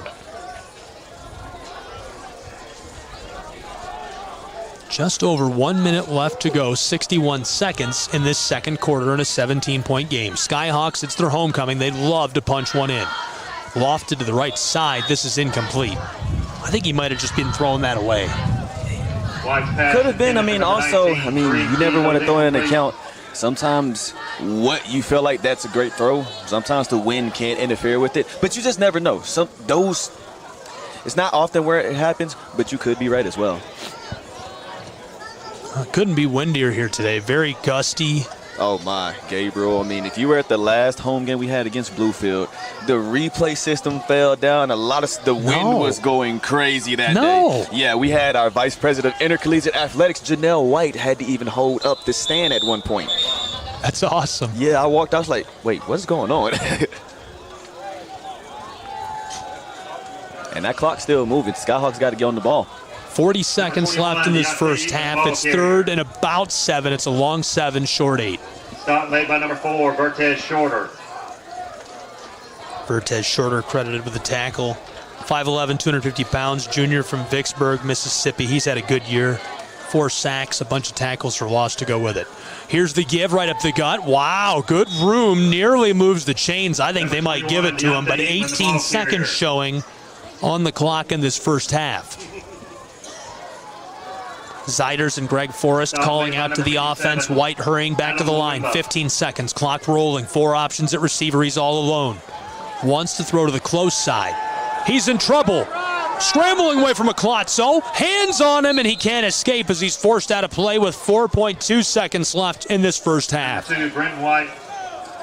That's a couple of big guys right there. The senior from Butler, Georgia, Rashad Wanham. Hervé Klotzo, he played high school at Gainesville here in Georgia, or down south of us in Georgia. He's actually from West Africa, though. Moved here from Tobago, and he's been great. Had a fantastic high school football career. It's exciting to see him getting more comfortable and performing better each week with the Reinhardt Eagles. Absolutely. Way to get in the backfield on that as well. I love the stories behind all these players. It's now you're going to see the Eagles in that prevent defense, so you know the Skyhawks are going to look to potentially air this out as they're in the empty backfield. Probably the very last play of this first half. Brenton White in the shotgun ropes this to the close side. This one is caught, and that'll do it for the first half of play. 2 quarters in the books at the halftime break. Our score is 20-3. So far, the Eagles are playing spoiler on the homecoming of the Skyhawks. We'll be back with more college football action on the Southeast Sports Network in just a moment. Don't go anywhere.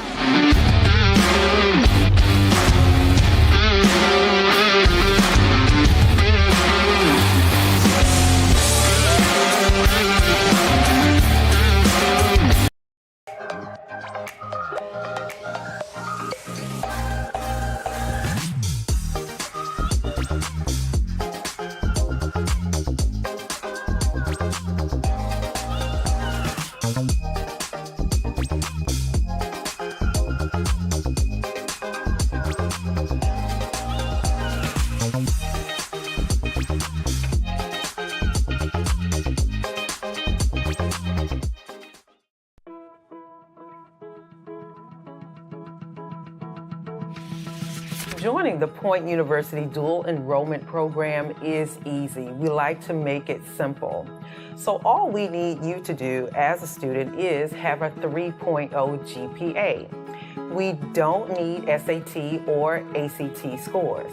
And you need to be in the 11th or 12th grade in a private, public, or homeschool program.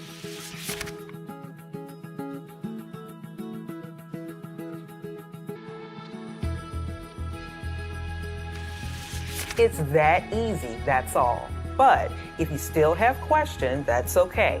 Make sure you go to our website, visit point.edu/DCE.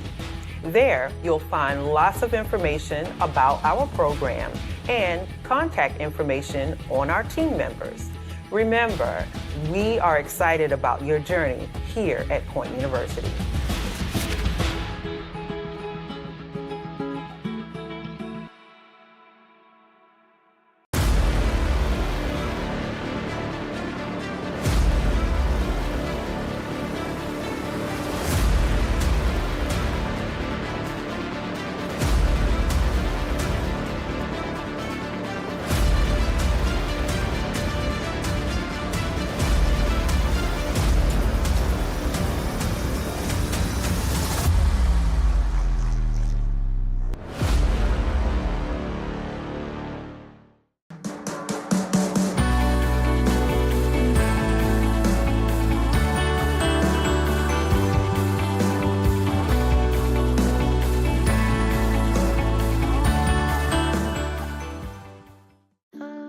At the Salvation Army, a meal isn't just a meal. It's fuel for imagination, determination, and dreams. It's energy to be role models, change makers, and to just be kids. With your gift, a full meal means a full heart, a full night's sleep, and a future full of possibilities.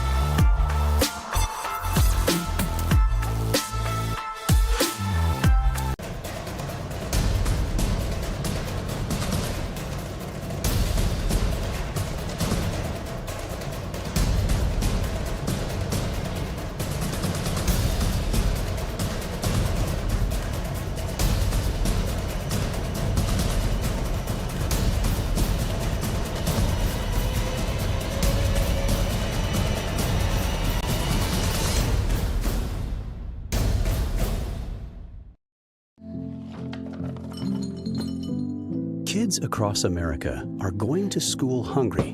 Millions of kids every day. But one simple thing can help change all of this for a hungry child in America. Good healthy food and the energy it brings. With help from caring people across America, No Kid Hungry is providing healthy meals and hope to hungry kids so they can build better futures. To learn more about ending child hunger in America, go to helpnokidhungry.org today.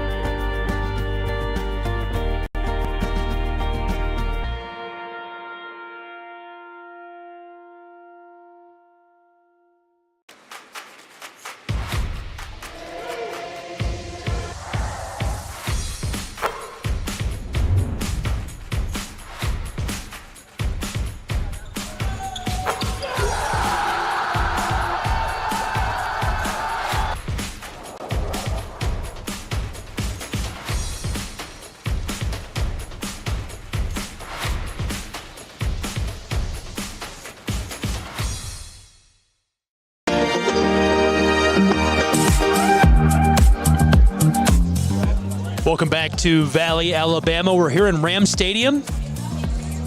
We've reached the halftime between Reinhardt University and Point University. The Eagles in the lead, 4-2 on the season. They're number 23 in the nation. Skyhawks, it's their homecoming. They're trailing to Reinhardt University, looking to come out of the halftime break. They'll get some whiteboard time, go to the locker room, make some adjustments. It'll be interesting to see how those adjustments shake out in this second half of play. Deshaun Bullock serving as the analyst on today's broadcast. He actually had to step away. He did the public address announcement for the homecoming court. I don't want to not do it justice, so I'm going to wait for him to come back, and I'll let him tell you about the court from today's festivities. Brandy Yarborough selected as the queen. I think it's BJ Finley who got selected as the king. He'll have that and more in just a moment. It's a 17-point game. All the action here on the Southeast Sports Network. Don't go anywhere. We'll be back in just a moment with more college football.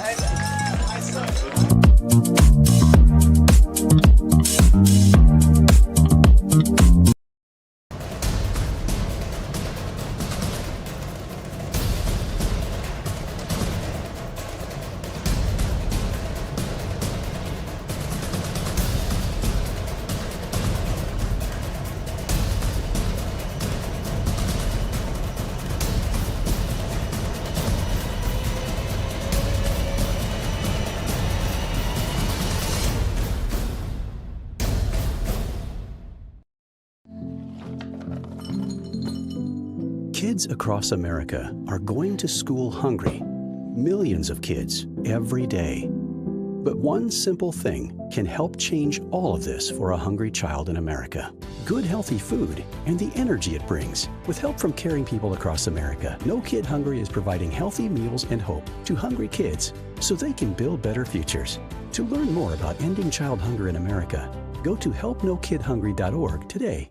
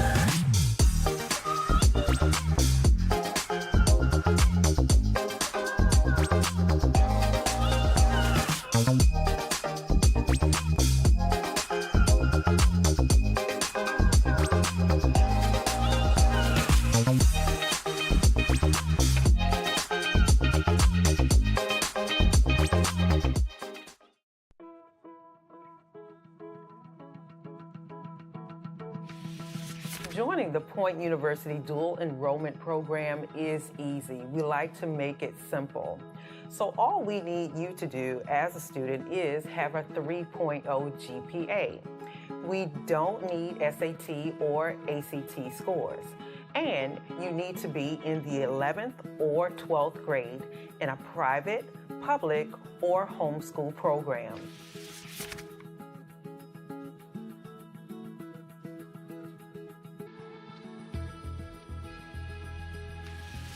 It's that easy, that's all. But if you still have questions, that's okay. Make sure you go to our website, visit point.edu/DCE. There, you'll find lots of information about our program and contact information on our team members. Remember, we are excited about your journey here at Point University.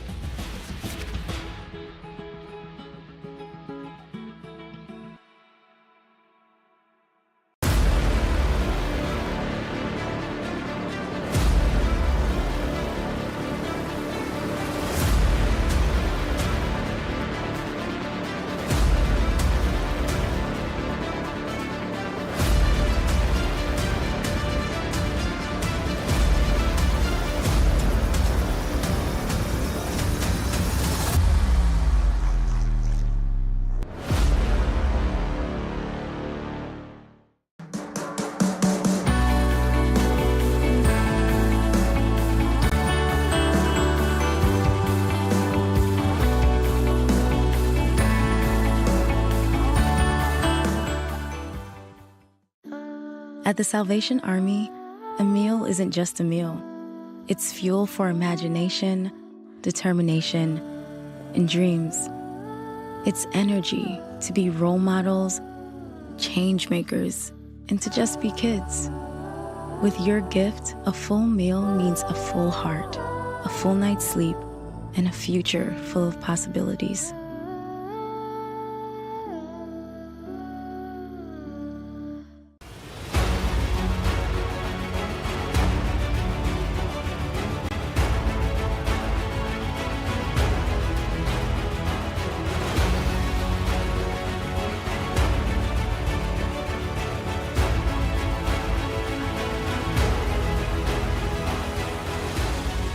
We are champions of character.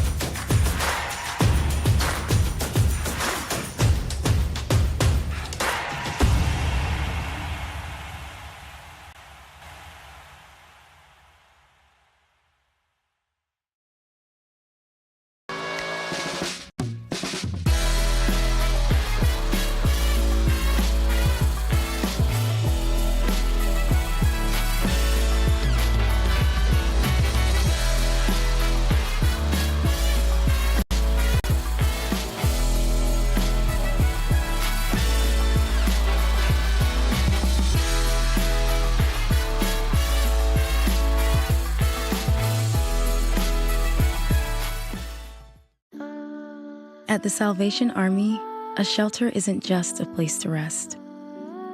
It's a chance to shed layers, let loose, and finally let it go. With your gift, a warm bed is just the beginning. It's the first night of a new day. When our homeless neighbors feel safe enough to close their eyes, they can see the way forward.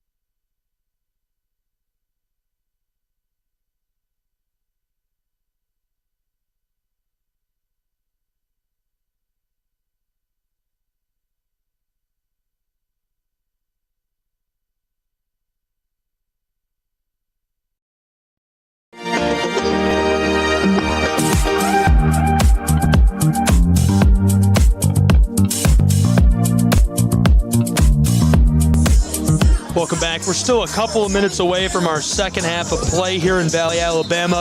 At the halftime window, 20-3 is the score, a 17-point difference between these two programs. Great college football action this afternoon on the Southeast Sports Network.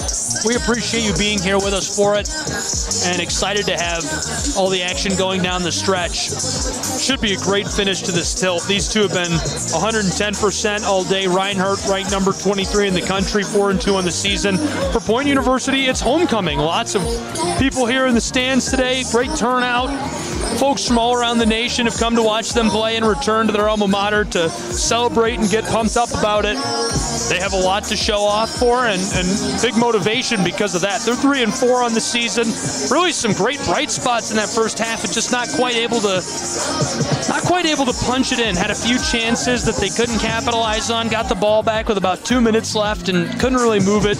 It wasn't like they were trying to throw it downfield though either. They had a couple of dump passes and a rush. I'm Gabriel Schrei here with Deshaun Bullock. We've got college football all afternoon long, third Saturday in October. A great Appalachian Athletic Conference matchup on the Southeast Sports Network. Deshaun, before the second half gets started, we have time right now. Tell me about the homecoming court.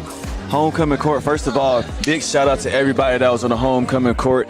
BJ Finley, who has been making plays in this game, is your new homecoming king. But I would say I'm just proud of everybody who was on this homecoming court because the biggest thing, I was able to actually help run the homecoming court this year and actually talk to the people on there. The biggest thing I told them, I said, listen, this is something that you will remember regardless of what happens. Enjoy the moment, just soak it in, smile and wave, and understand that you now were a part of this. You just were a part of another memory for Point University. So overall for the homecoming court, I'm happy for it. And then Brianna Yarbrough, shout out to her as well. One of the most beloved students at Point University. And what better way and then her senior year to get homecoming queen. I mean, I am so proud of that. Love to see it. I could tell you were fired up while you announced that court, and I didn't want to take that thunder away from you, so I just said who they were, and I was like, Deshaun will tell you about it. Deshaun's got the lowdown. Yeah, I mean, it didn't take long to write that script out, but, I mean, just being able to see their excitement on the face and just knowing that, hey, you started off with, like, 15-plus student athletes that were on this court, and then you brought it down to 6 people on the court. I mean, Rafael Perez, he just got here, and he had the honor to be on that homecoming court. I mean, that's something that, again, that's history. Always remember history. You got to love it. So I want to give another shout out just before we start this third quarter. Congratulations to everybody who was on the homecoming court. Congratulations to BJ Finley, who is about to take the field again and be on this Skyhawk defense. Congratulations to the new homecoming king, who also is a man of God. And then for Brianna Yarbrough, your most school-spirited student that you have, who's also on the majorette and the captain. Now she can add to her Point University resume, homecoming queen.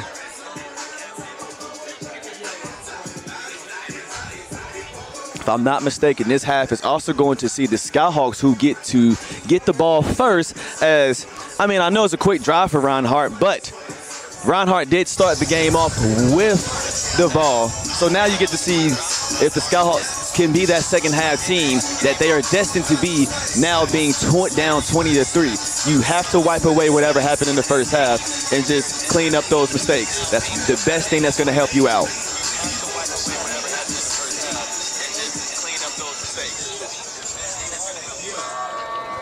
17-point game, second half of action coming up here on the Southeast Sports Network. Both teams ready to go. We're going to have it all. Great college football matchup. Gabriel Schrei here with Deshaun Bullock.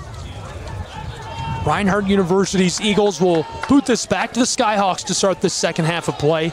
Trailing by 17, they've got to be excited to have the ball first. Oh, absolutely. I mean, this is you got to come into the second half with just a whole clean slate. You have 30 minutes of football left.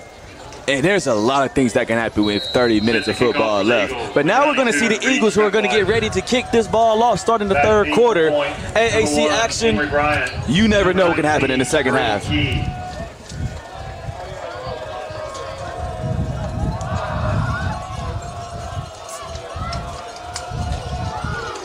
Booted a deep drive back and fielded on the 9-yard line by the Skyhawks. Return man across the 20, makes a cut at the 25 and stopped at the 30. No further than that will he get. He gets down to about the 32-yard line, and that's where the Skyhawks of Point University will take over on their first possession of the second half. Stop made by number 95, Nick Hackett. So now, I want to say the biggest thing, I mean, you look at the first half, Emory Bryant only had one catch. The Reinhardt defense neutralized. We talked about it. If they can neutralize Emory Bryant, that's going to change up the whole mindset of everything.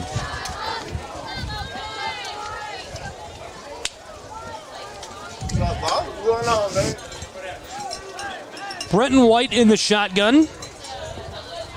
Sends Leaks into motion. He comes back to the close side. There's the handoff to the big man who gets 2 yards, tries to rut his way up in there following Leach and Caldwell. Honestly, you want to compliment Reinhardt's up front as far as that D-line. They have gotten to the backfield. They have not really allowed those big runs from the Skyhawks. And they've gotten in the backfield and gave a lot of pressure to Brenton White every time he tries to roll out as well. Almost every player on the offense of the Skyhawks is from Alabama and Georgia. Just 2 guys from out of state. 2 Florida guys. I guess there's a third from Hazlet, Texas, Isaac Jones. Brenton White close side, easily caught by Emory, who's got a great route and gets down to the midfield stripe on a gain of 13 yards. And there you go right there. You start off the half, get Emory the ball. He's going to make something happen. That's a first down for the Skyhawks. Excuse me, a Johnny's Pizza first down for the Skyhawks. Bryant, that's his 26th catch of the season, 520 yards this year. 3 options at receiver for White.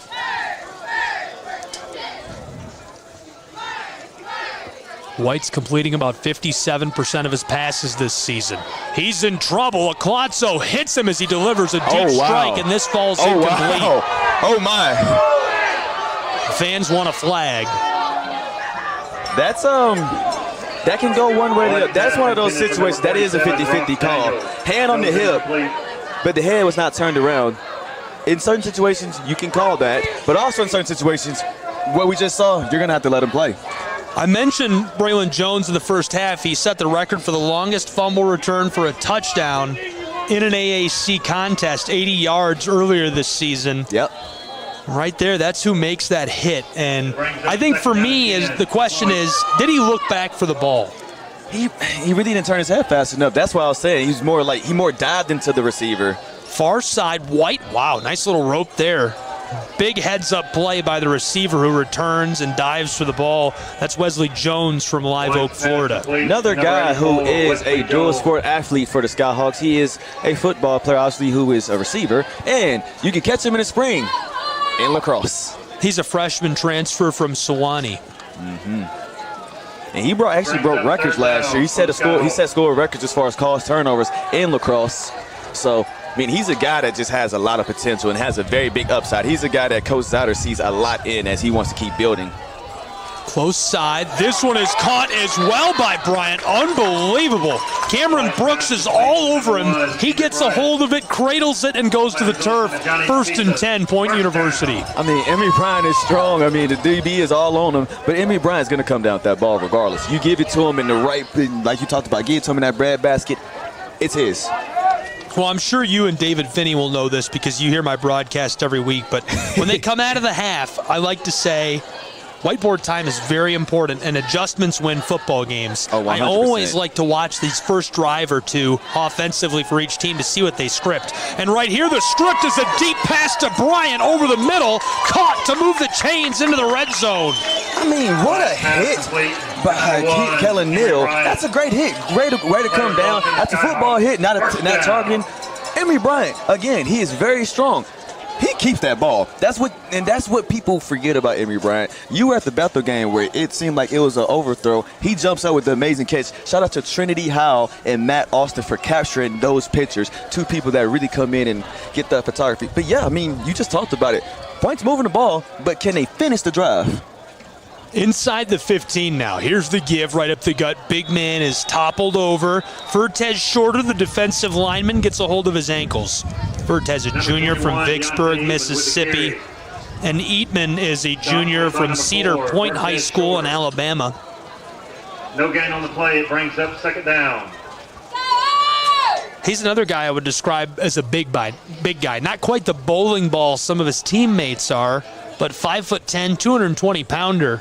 I mean, Deontay Eatman, my favorite game I've watched by him was actually last season at home against Kentucky Christian. He carried the load in the backfield. He had 3 touchdowns as well. And, I mean, that's stuff you get from him. Great fake. Pass to the end zone is swatted away. That's Keon McGee, the junior from Monroe, Georgia, who makes the play. And on the target right there, that was Rafe Daniel. You have a third down in the red zone. Here's the situation with Reinhardt. Do they send someone off the edge for that blitz and try to add more pressure? Well, I think the situation is so tough offensively for any team that's playing Reinhardt. One thing that makes Reinhardt so successful, I talked a lot about those defensive backs in the first half, but these linemen are like giant linebackers. They're so athletic. You can move most of these players around, and they can do anything on the defense. That's 100% facts. It reminds me of how the game of basketball has changed, and that's how the game of college football is changing. All these guys can do everything. I mean, Hervé Colazzo, the defensive end, he can cover. I mean, but you got to think about it. You just made a great, amazing point. And I actually had to talk with Coach Ziders about that. I'm like, you're starting to see a lot more coaches really want to recruit those athletes. Like, here's the thing. As far as a college football player, your value is going to rise. If you can play multiple positions, especially, think about it, if you can be a D lineman, but they can also move you into the box and cover, your value is high because they're going to create way more packages for you now. Yeah, you're a special athlete if you can pull that off, if you can do those things. And this is a whole defense full of guys that you might not want to see them play at a position like that and do those different things, but if they need to, they're more than capable of doing just that. Scariest part is that, would you even want them running full speed at you? No. Are you kidding me? No, those are some big dudes. No. Yeah, that's true. I mean... So a timeout on the field taken by the Eagles of Reinhardt University. We'll take a 30-second timeout as well. A 17-point game. Eagles in the driver's seat. Skyhawks threatening to score. We'll be back.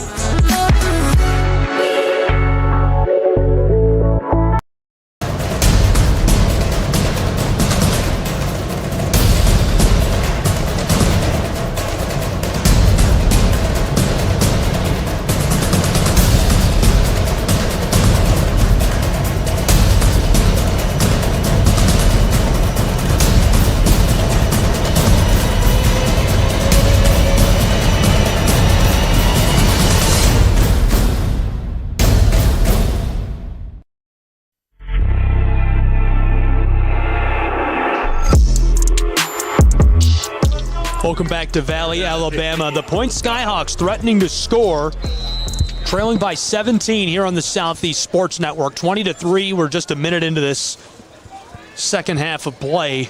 Quarter 3 underway between the Eagles and the Skyhawks. Point University, this is Brenton White. Ropes this, nearly intercepted through the hands of the defensive back, and I can hear the sighs of relief from around the stadium, including Deshaun Bullock, who's on the call with me today. He's the sports information director here. I mean, that's a great break on for the defender right there. I mean, it looked like it was going straight in for that touchdown, but that break, again, you talk about it in that secondary. You don't panic when the ball is thrown. Just get to the ball and break on it. And Reinhardt's secondary is just keep proving it right now. We got to remember, this game, for both teams, as they're trying to run the table in this conference, this can really help their playoff hopes for Reinhardt and really keep it alive. For a 35-yard field goal, Matthew Moses has it blocked. Cameron Brooks blocks the field goal. That's an amazing rush right there. You got to love it. He runs off the edge just untouched.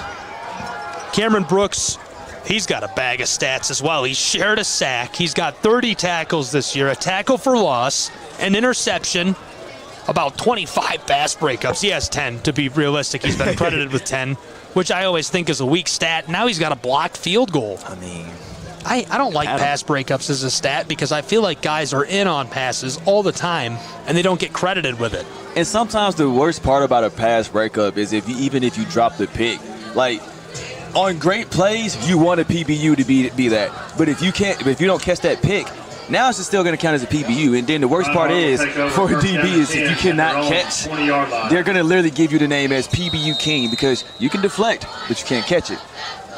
It's a very backhanded compliment. That's painful. First and 10, Reinhardt from the 20 after the turnover. 4 options at receiver for Taylor Jackson.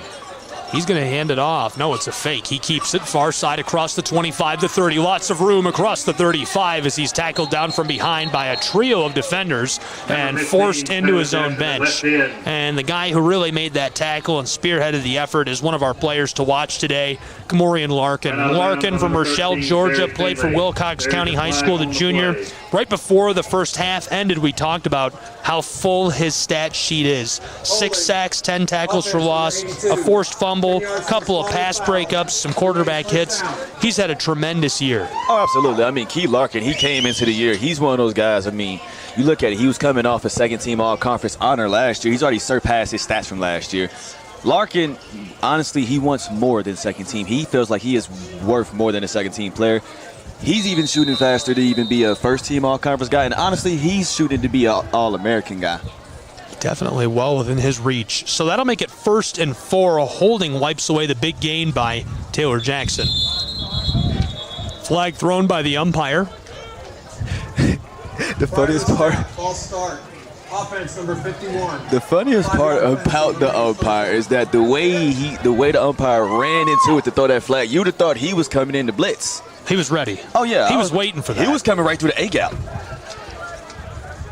Little jump up front. That's a freshman who jumps off sides there. Xavier Walker, he's subbed in. Not in the starting lineup typically for Reinhardt University. Played at Fitzgerald High School. Very decorated in his prep career.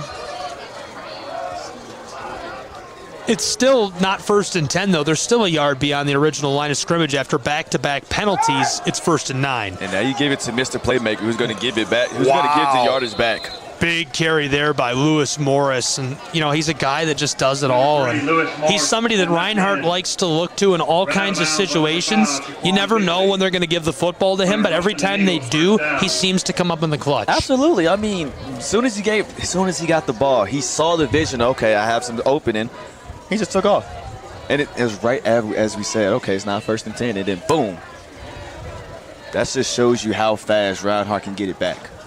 From their own 36-yard line, it's 1st and 10 for the Eagles. Trips right the close side.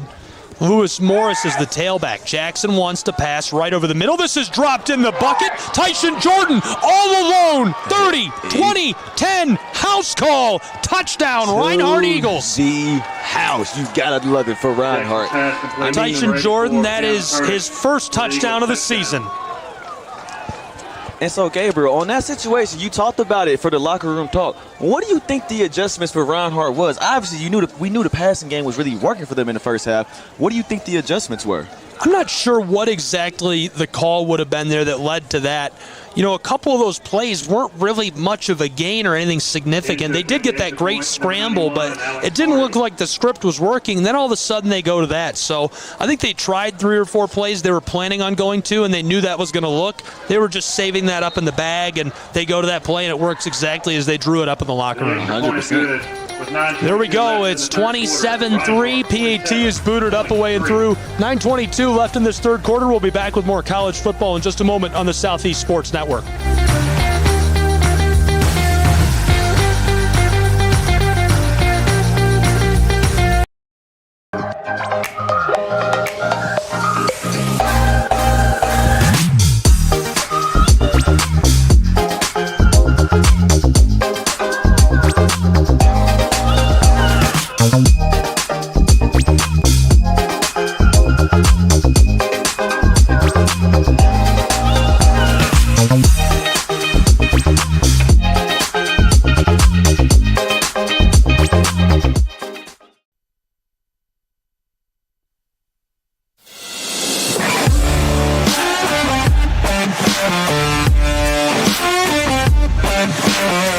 Welcome back to Valley, Alabama. We're inside of Ram Stadium. It's kind of hot for October, 77 degrees.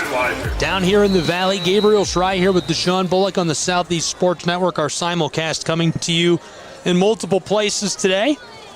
Many of you with us on the Point Skyhawk Sports Network, where this is being carried as well.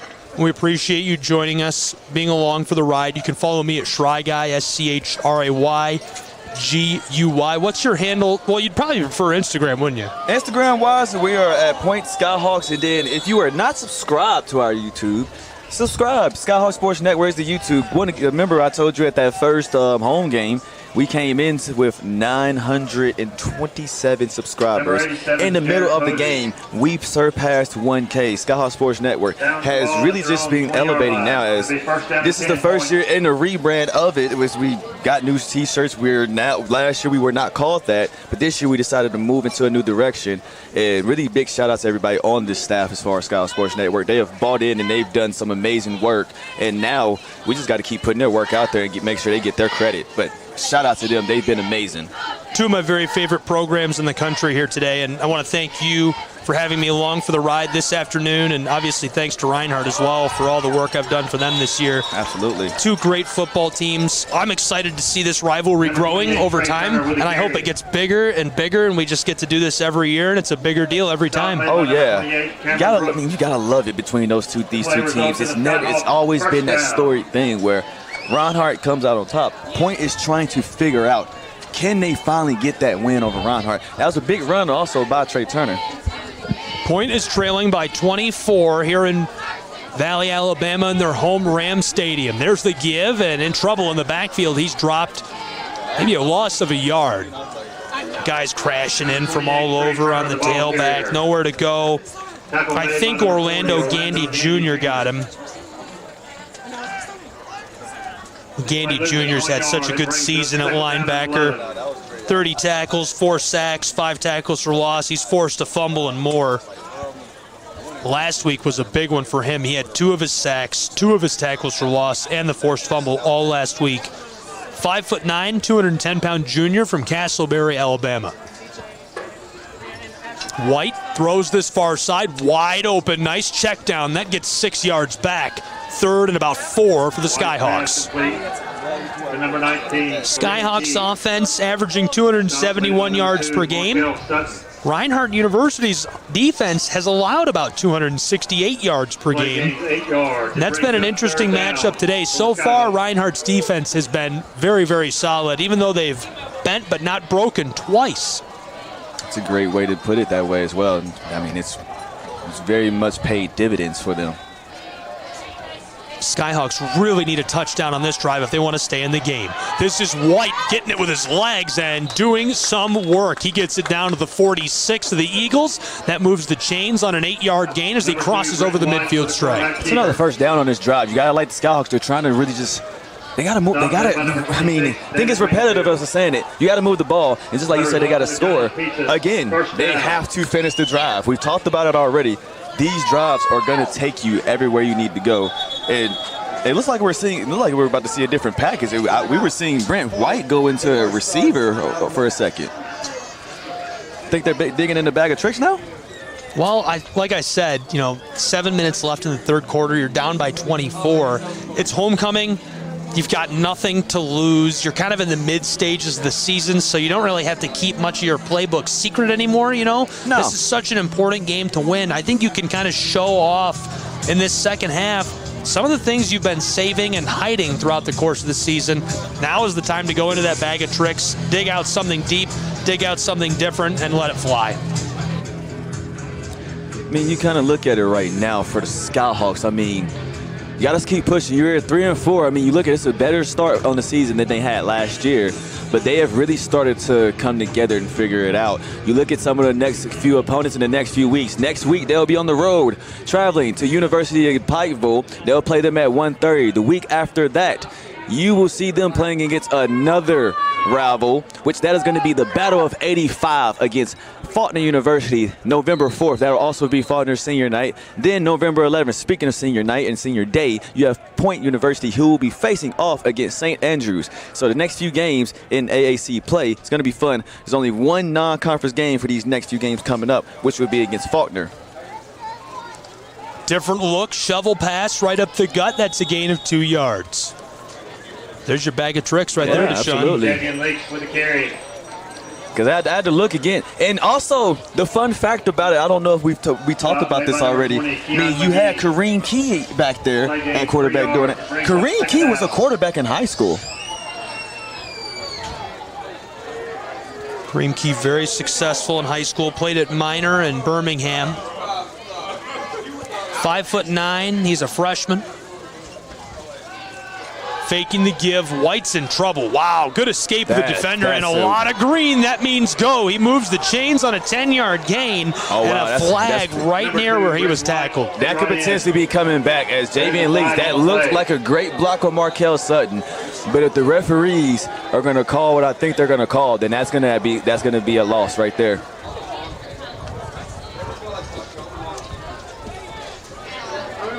Referees are still together. Here's the call. Give me just one moment. I'm interested to see what exactly they do call on this, as they're already moving it back. Here's the call. Holding. Offense number 18. 10 yards from the spot of the foul. Second down. So the call is against the offense, hitting the receiver with a holding call, the junior from Griffin, Georgia. That wipes away what was a beautiful gain for the quarterback, the senior White.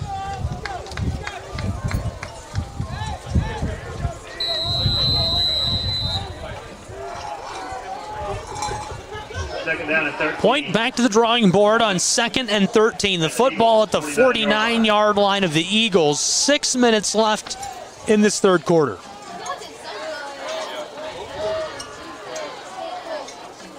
White from the shotgun, tossed over the middle, incomplete. And calling for the flag, it does not fly. That's about as close as you're going to get without getting the call. That'll make it 3rd and long. One change of personnel. Eatman, the tailback, checks in. Play call into White.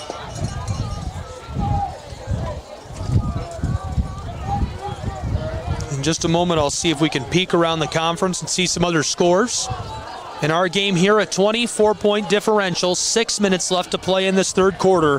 Skyhawks desperately need to move the ball on this 3rd and long. 3rd and 13. Point University's White in the shotgun, looking close side. Here's a long ball, and it's incomplete. In and out of the hands of Emory Bryant. Bryant wants a flag. There's something on the field, and he's picked it up. So that's 4th and long, and the Skyhawks are going to be forced to punt the ball back to Reinhardt University. Taking a quick peek around the conference, some other games going on right now. St. Andrews leads Kentucky Christian 15-6. 8 minutes, 30 seconds left in the third quarter in that. Other games coming up. That's really it for today. University of Pikeville is hosting Bluefield tonight at 7 p.m. You can tune into that on the Appalachian Athletic Conference Stretch Internet portal. We'll try and peek around the country as well and see some other top matchups happening in NAIA play.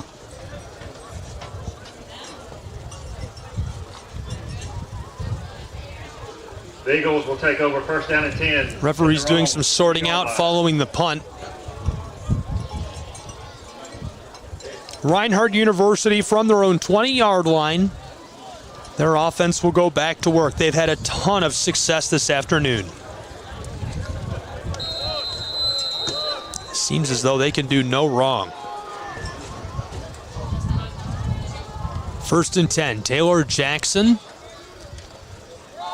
gives it off. Ja Colbert in trouble in the backfield. He loses 2 yards.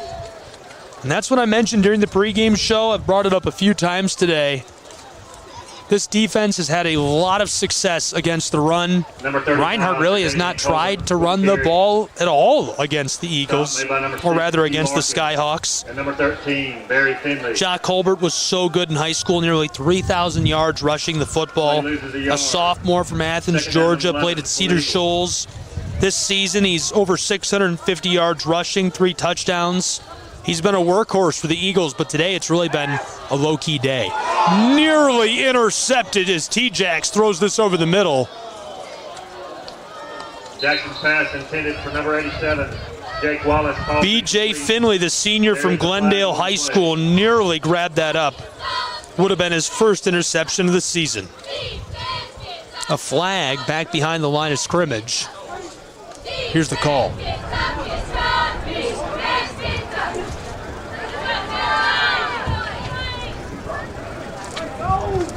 There are fouls on both teams on the play.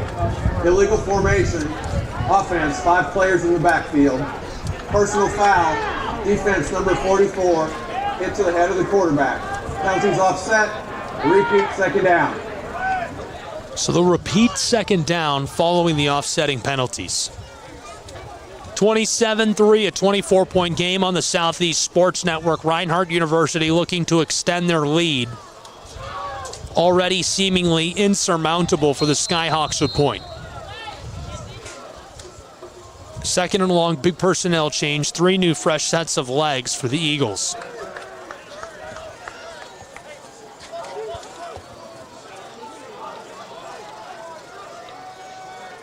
Keep an eye on Friedberg with the white socks and cleats in the center on the close side. Tyson Jordan motions across, caught a touchdown on the last drive. Here's a look, deep left side, and this one had too much juice on it, sails incomplete. Jackson's pass intended for number That makes it 83. 3rd and long now for Reinhardt. Goes incomplete. Roman Jones, the senior safety for Memphis, Tennessee, checks in. 3rd down and 11 for the Eagles. Jones has had a good year, 8 tackles so far, played at Kell High School. 3rd and long now for Reinhardt. Play call is in. Jackson shouting out to the offensive line.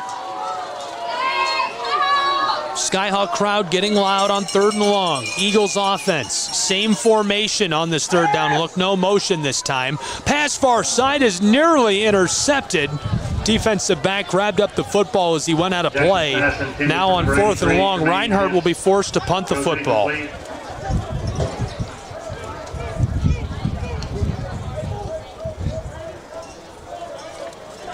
brings up 4th down for the Eagles.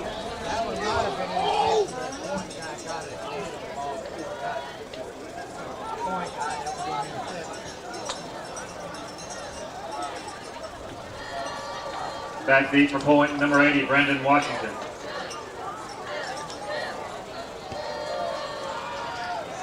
Punt is away. Rolling, bobbling, bouncing down over the 40-yard line of the Skyhawks, and it'll come to rest on their 37-yard line. That's where Point University will take over offensively on this next drive. At the point, 38-yard line. It'll be 1st down and 10 for the Skyhawks. 4:42 left in this 3rd quarter. Skyhawks still alive in this one on their homecoming. A touchdown here puts them right back in contention for this. Brenton White walks the offense out onto the turf.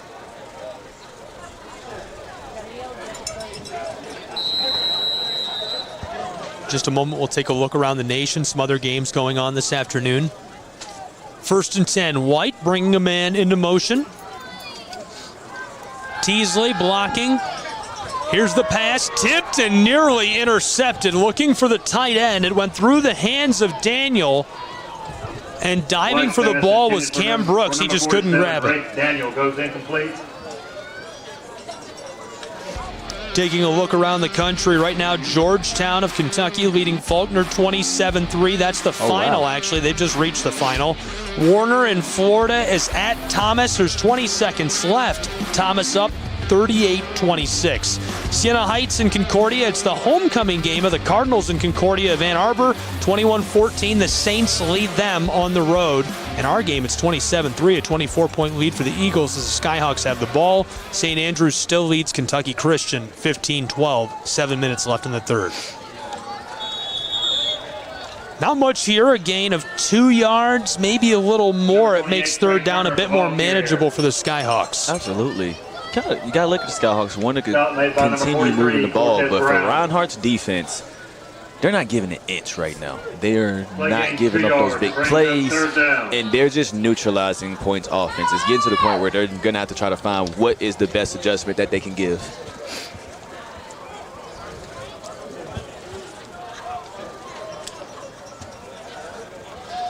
I mean, you just kind of see. I mean, we're under 4 minutes now in the 3rd quarter. As Teasley comes into motion, you have White dropping back for the pass. White's in trouble, and I think he lost the football. That's a strip sack right there. That was Reinhardt. It looks like the Eagles get the football back deep in Skyhawk territory as their man comes up with it. That's a turnover. I mean, you talked about it earlier, Gabriel. You literally just talked about it. Reinhardt's defensive line gets back there so fast.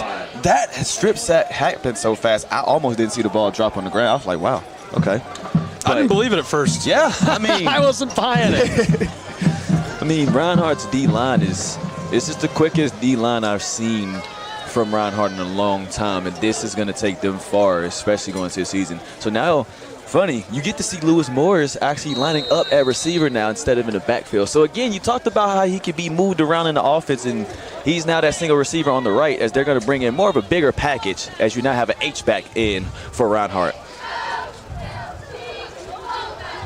Morris motions inside. He'll block up front. It's a fake. Jackson's in trouble as the pressure's coming. Long pass tipped and intercepted. Taken away. One of our players to watch during the pregame this afternoon. Homecoming king. Big time play by B.J. Finley, the 6'1" senior from Gardendale. That's his first interception this season. Nearly had another a drive ago. But we also got to give credit to Caleb Wade. One, that looked like it was about to be thrown very far for the potential big play. Caleb Wade with that deflection to set up the interception. That's what you get from Caleb Wade when you have him in that secondary. I mean, he has 4 interceptions already on the season, but nobody talks about his IQ and how he can break on the ball. That was amazing. You can live with that. That is perfect. That was Jackson's 5th interception he's thrown this season. He was looking for Colin Fletcher, and I'm not sure if he underthrew that or Fletcher just didn't turn on the afterburners and the touch wasn't quite right, but obviously not what he was looking for, and Caleb Wade creates the turnover with a great tip and setup for his teammate. Talk about an assist. Oh, and White is in trouble as he takes a big shot from the furious defender, Aclazzo in the backfield, lowers his shoulder and gets into him there. I mean, again, you talk about up front, they're just getting to the ball. I mean, you got the DNs already. The DNs now are starting to do more of a quarterback contain, so Brenton White cannot escape as fast as he can on the edge. Brenton White, 12 for 27 passing, 131 yards and an interception this afternoon. 2nd and 13 for White in the offense, the Skyhawks. Less than 3 minutes to go in this third quarter in a 24-point game. White wants to throw. He's way back deep and in trouble. Throws far side, and it's caught. Catch by Trey Turner. Oh, my goodness. You talk about a 230-pound guy who can also catch like that. You can stay as long as you want. That's a great catch by Trey Turner. Senior from Escambia, Alabama. He's had a few catches this season. That is big time. 6 carries today, 27 yards. You toss in that, and he's had a good day, 60-plus yards. 1st and 10 for the Skyhawks. This might spark a drive for them. 4 options at receiver, 5 rather, 3 on the close side. Turner in motion. White wants to throw. Aclazzo coming with some heat. Long ball far side, nearly caught. Just sailed out of the reach of Kareem Key. And that was one of those situations for Kareem Key and Brenton White of if he's even, he's leaving. Kareem Key left them on that. Just couldn't come down with that catch. Would have been Key's 2nd catch of the game. He has 1 for 8 yards earlier today. Emory Bryant leading all receivers, 4 catches, 56 yards. Long was a 50-yard snag.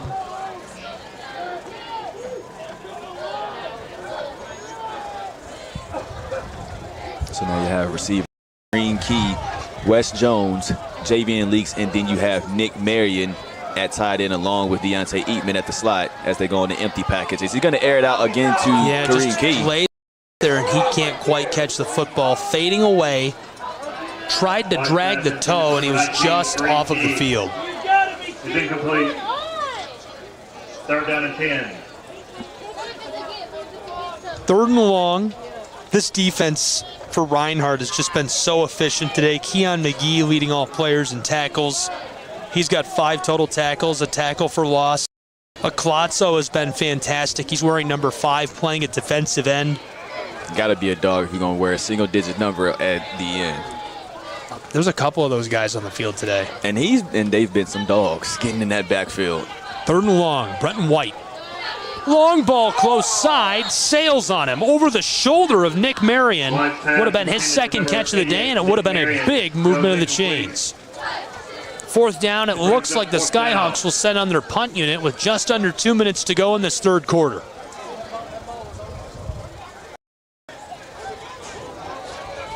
Set the punt for point, number 39, Matt Moses. Back deep for the Eagles, number 18. What a beautiful day for college football in Valley. We've enjoyed every moment of it here on the Southeast Sports Network. Just unable to save that. I thought they might for a second. I was gambling they wouldn't as I was talking about the weather. The background of special teams, they always, I mean, if you can cover like that, it's all about can you save that? Because, again, you can do something like that, you're probably never going to get taken off the punt team. Taking a look around the country at a few other NAIA scores, it's tied up at the end of the first half between Culver, Stockton, and Clark. That's a close one in Dubuque, Iowa. Sterling trails to Ottawa. They're almost to the halftime break there. It's 21-14. Mayville State leads Waldorf 14-0 at the half. Dakota Wesleyan and Briarcliff still scoreless and tied entering the second half of play. Cumberland is besting Bethel at the moment, 7-0 as they enter the 3rd quarter. Oh, that's a good game. Jackson, a little check down far side, and nice little carry, about 6-7 yards. Davion Dukes on that tackle for the Skyhawks. Jackson's pass complete to number 24, Jordan Gant. So now, with under a minute and a half into this 3rd quarter, we're going to see if the Eagles can continue their momentum by moving the ball on the offensive side. 7 yards. 2nd down.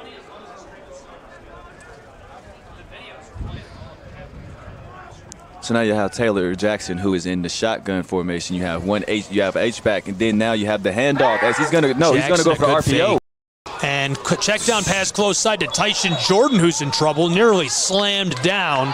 Forward progress will move the chains as these guys are still talking a little bit. I would not want to be arguing with a big man right there, that's for sure. Oh, yeah, arguing with Davion Dukes. He's a guy that he's always, I mean, him having him in the secondary and his aggressive way of how he plays, it keeps him going. But you want to stay really calm in this situation because you don't want to lose a great player like that. Ineligible receiver downfield. Offense, number 79. 5-yard penalty. Repeat, 2nd down.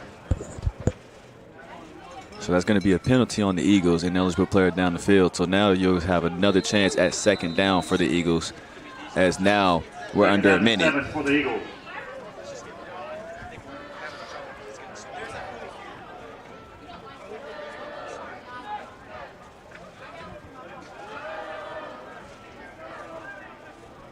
As Jackson in the shotgun formation, takes a snap, RPO.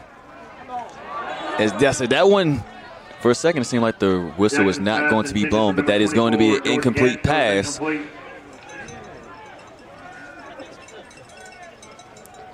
now you're going to see a few adjustments as you see Lewis Morris coming into the game, along with Tyshawn Jordan. Lewis Morris has had such a big day. Oh, man. Guy can do it all. 5 carries, 64 yards, a touchdown. Hasn't caught a pass yet. I'd say he's a threat to do so. Taylor Jackson has really been the star of today's game. 14 for 23 through the air. 201 yards, 3 touchdowns passing. He's also carried the ball 4 times for 11 yards. I mean, again, like you just talked about Taylor Jackson with an amazing story. But like I said earlier in the first half, Taylor Jackson, he's found a way to try to neutralize this Skyhawks defense and really keep them guessing, one, with his QB vision and just seeing his receivers and having to trust in the receivers as well. That's what's carried the Eagles going through this game, is now he's going to take this snap, dropping back for that pass as you have 3 going back there. That is going to be an incomplete pass. Going to 4th down, which means Reinhardt will be bringing in the punt team, and now the Skyhawks will be receiving, as you'll have number 1 Emory Bryant, who will be returning this punt. 26.7 seconds left into your 3rd quarter. It brings up 4th down for the Eagles.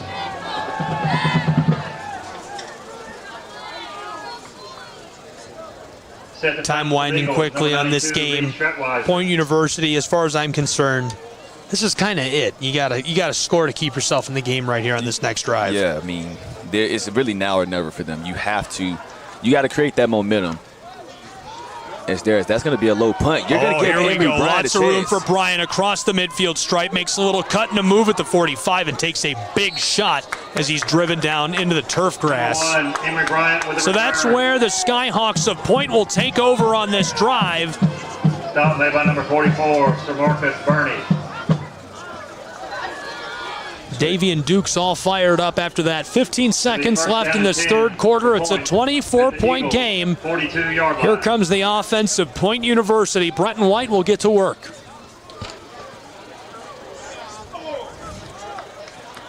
So now you bring back the receiving core with Kareem Key, Q Teasley, and Wesley Jones, and you have Trey Turner in the backfield, Rafe Daniel at tight end. 1st and 10, trips right, that's the far side.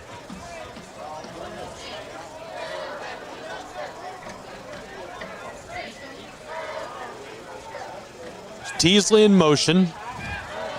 White gives it off.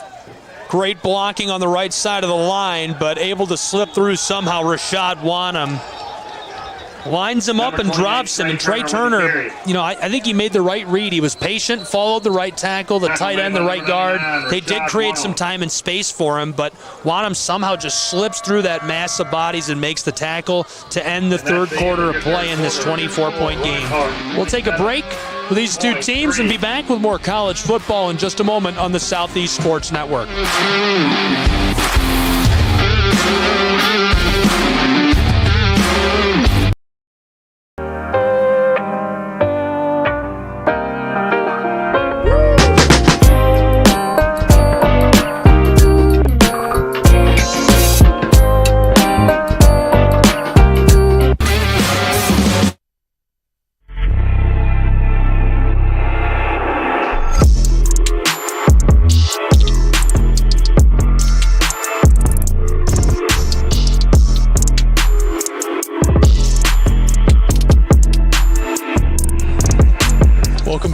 To Valley, Alabama. We're in Rams Stadium.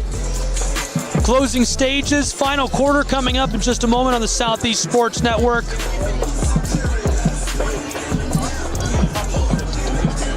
"15 minutes left to play. The Skyhawks need a touchdown on this drive to get back into it." Hello, everybody. I'm Gabriel Schrei here with Deshaun Bullock, bringing you all the action between these two great NAIA football programs.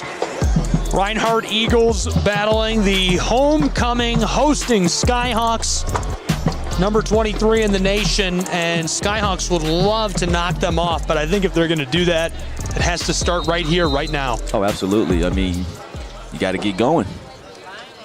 As now you're going to see Kareem Key and shotgun in the pistol formation, and you have Brent White at the receiver as he's going to look to try to run. Key's coming close side. Oh, little throw, and he was looking for White. Sails on him. I like the formation. I like going into the bag of tricks. Brighton Peters was defending White. Key's pass intended for number 2. Brent just White couldn't connect with him. Overthrows him. Burns up just a couple of seconds here to open this final quarter. It's also very great discipline by Reinhardt, because in those situations you could just shoot down for the run. The fact that everybody didn't shoot down for the run, which had Brent White covered, it's great discipline.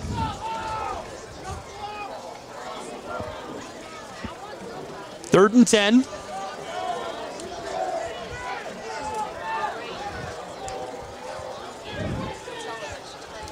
From the shotgun, motioning across the up back. He's in trouble, has to run, wrapped and dropped in the backfield, screaming back there and tackled down right away. Number 2, Brent White brought down. It seems like it just seems like Reinhardt has just taken another step as far as the D-line and the linebackers going into the second half. I mean, they were getting to the backfield in the first half, very much so, just as much as we see now. But this one just seems different in this half, the way they're getting to the backfield. Well, we talked about it a lot in the first and second quarters, and it was like every time Point got the ball, it almost felt like we were being negative, but you got to score early on Reinhardt. Yeah. You got to punch in a couple because they get hotter and hotter as the game goes on. We've seen that today. And on offense, they're running the ball. They didn't run the ball at all in the first half. I was actually going to agree and say, hey, you talked about the slow burn from Reinhardt. I mean, you've covered Reinhardt majority of the season, so you've seen it plenty of times. I've watched Reinhardt for years now, and I've seen that where, okay, it's nice what they do in the first half. It's like they're getting settled in, but then in the second half, it's like, all right, playtime is over. It's really the basic. That's really the basic 3 words, like how they play, and then they just start figuring it out. But also for Taylor Jackson, I mean, at quarterback, he's been the best player on the field as far as just a very high IQ, spreading the ball around, and then Reinhardt just getting the ball to their best playmakers on the offensive side. 1st and 10, Reinhardt Eagles. Jackson the fake and goes down. That might have been a fumble. Football still alive, scooped up through the very center of the field, and the whistle now as he gets in there. I think they're saying that's an incomplete pass, a forward pass. They let that go for a long time to blow it dead. So my question would be, hypothetically, just playing devil's advocate, if that was to go down as a fumble, would that still, or if point was to pick that ball up, would that still have to be called back? Not saying just because it's on one side or the other. I'm just saying just because that was a late whistle. That was a long time. I mean, that would have been a touchdown if Point had scooped it up and taken it. Yeah, I mean, Tyshawn Carter, I mean, he made like 2 or 3 juke moves, and they still hadn't blown the whistle. 2nd and 10 now. Reinhardt Eagles. This is kind of the put-away drive for Reinhardt. Ja right up the gut. Ja Colbert pinballs off of 2 linebackers, tackled down after a gain of 3. Now you're going to see the money defense, which means that it's the dime package. Number 35, Roman Jones checking in. He will be at that slot corner, really playing that linebacker position. That now means you walk down Key Larkin as your left side DN. As you saw his highlight film earlier and a few weeks ago when he won Player of the Week. That's how he got that sack on that big 3rd down stop against Bluefield. Jackson, pressure is coming. Lofted close side and incomplete. Just sailed a little bit, looking for David Friedberg. Defensively, Roman Jones was all over that. Absolutely, that's great coverage by Roman Jones. And then also, the best part about that, which not many people talk about, as a DB, they tell you to play like you do not have any help. What I liked about that situation, though, is Roman had a lot of help over the top. So I want to also give kudos to the safety over the top on that. Reinhardt can't move the chains on this possession, and Point just keeps hanging around. They're right in it. Yeah. 1 touchdown, it turns this game sideways. Now, time is winding quickly. Just 13.5 minutes left to play, so any chance of a comeback would have to be a quick touchdown here. Can we talk about the hang time he has had on each punt of his? Dude's a machine. That is very much so. I mean, he has already made noise in this conference. I mean, but today he's just continuing that. Alex Hardy has got a leg like none I've ever seen. Alex Hardy right now is putting himself as a potential nominee for Player of the Week as far as special teams because he is showing his stuff. Fans, stay up to date with all the latest Point athletic teams by visiting PointSkyhawks.com. 1st and 10, Point University. They'll take over from their own 12-yard line.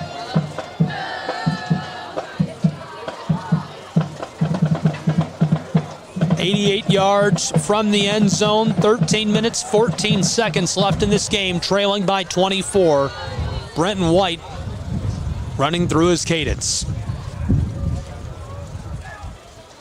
Man in motion up front. There's the give. Tailback in trouble. Tries to follow the left tackle and guard. And they just get bowled through. You know, that defensive line is so big. They've got a couple of different looks. We talked about how athletic they are, but the secondary guys on the chart, Malachi Moten gets in there. Moten is a 280-pounder. Colby Sloan helping him out. That's a 6'1", 260-pounder.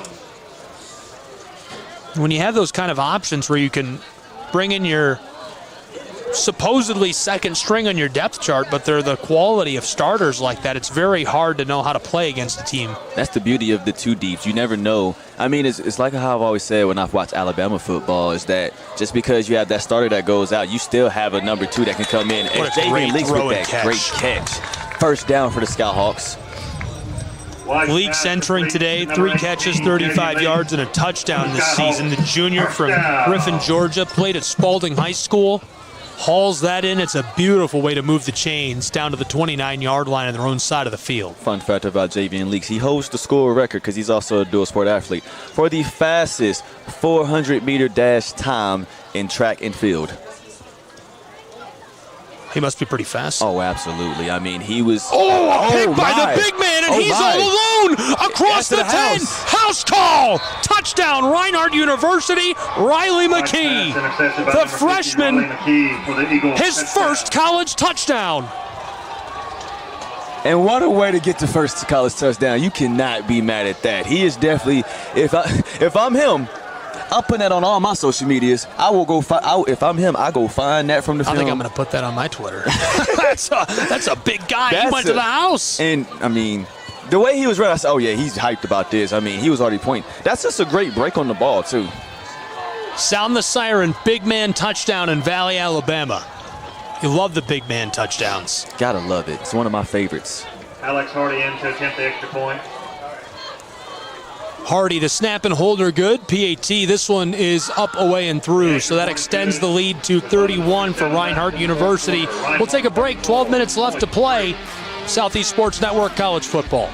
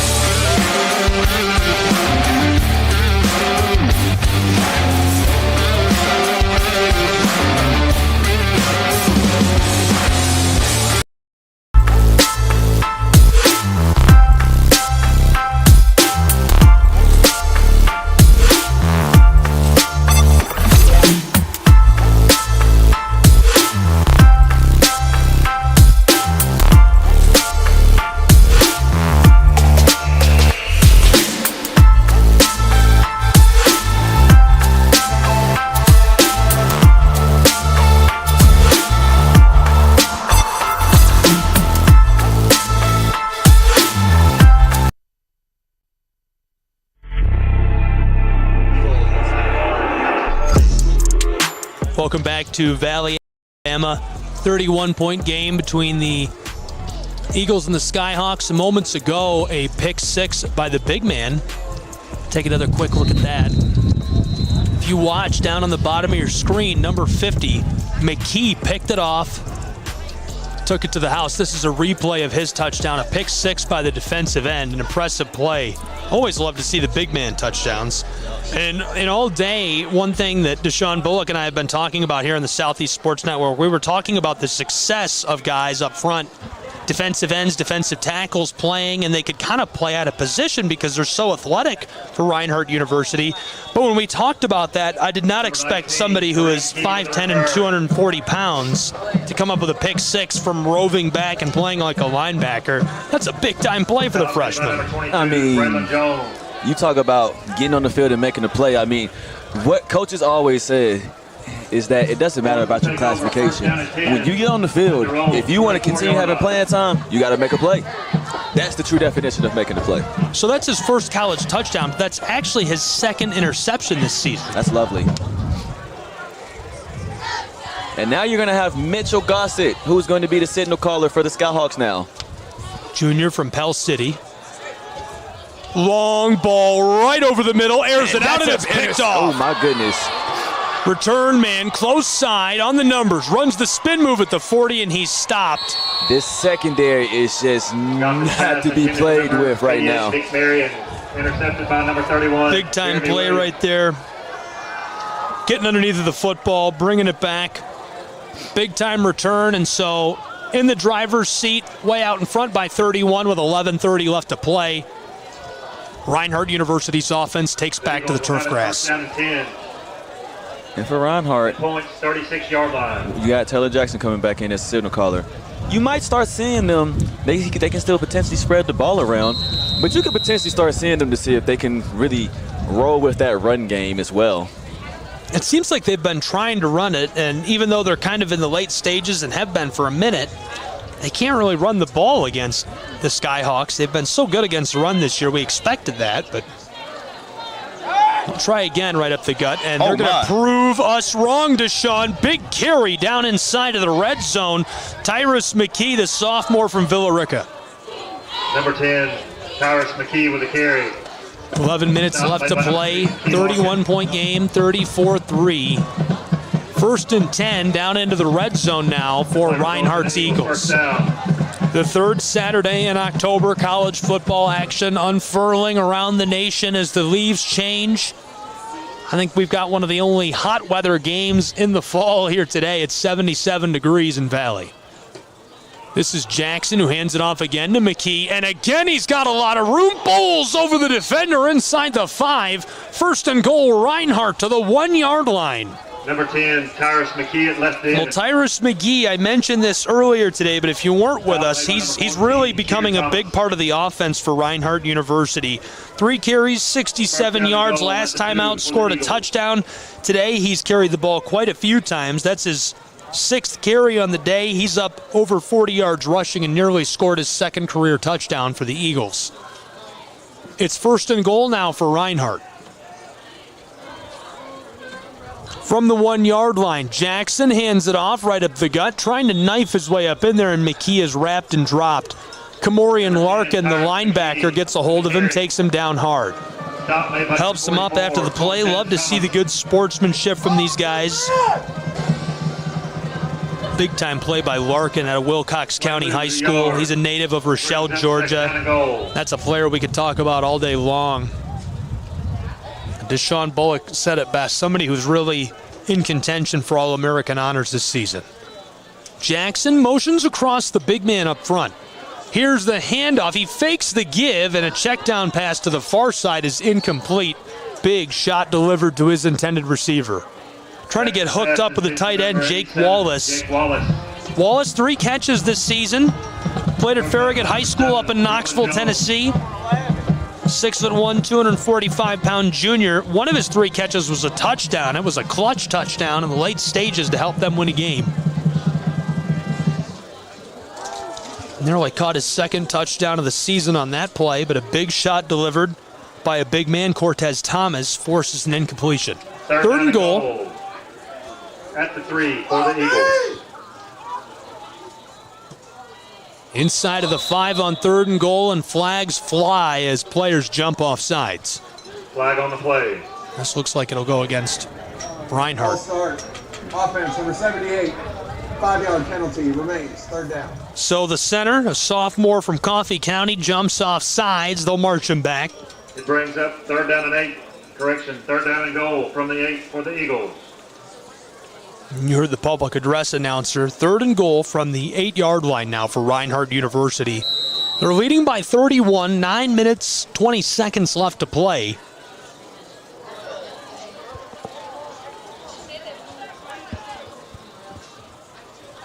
McKee still in at tailback. Jackson from the shotgun. Pulls Tyrus McKee up alongside him. Jackson rolling to the far side, lofts this, skying it out, and nearly caught in the end zone. 2 players battling it out for the football. Jackson's pass intended for number 87. In and out of the hands of Jake Wallace. Broken up by number 14, Keir Thomas. Reinhardt's Chet Oblish really trying to fit the football in there. Wallace can't hook up with him. Now it's 4th and goal from the 8. So the Eagles will send on their freshman from Gainesville, Georgia. Played at South Forsyth High School, Alex Hardy.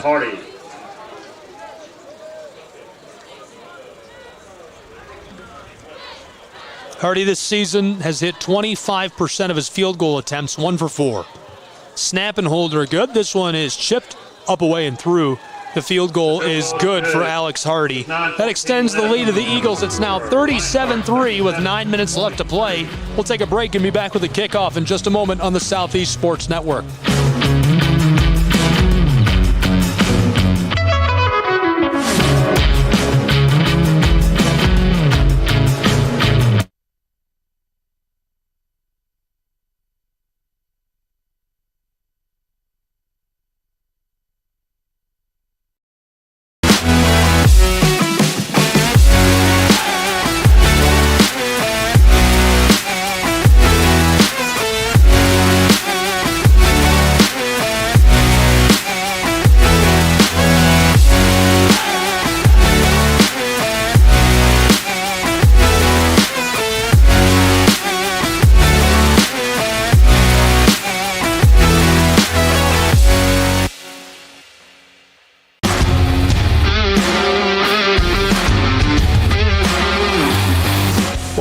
to Ram Stadium.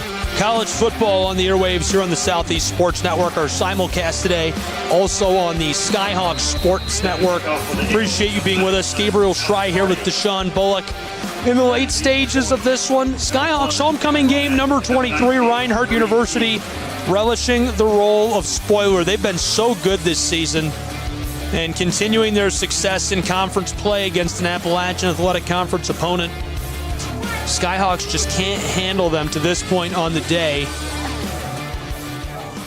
Tried something different on that last drive as Gossett came in at quarterback and he roped an interception to start the drive. Now a flag on the kickoff. Delay of game, kicking team number 91, 5-yard penalty, free kick. Delay of game on the freshman kicker who just drained through his second field goal of the season. 9 minutes, 14 seconds left to play.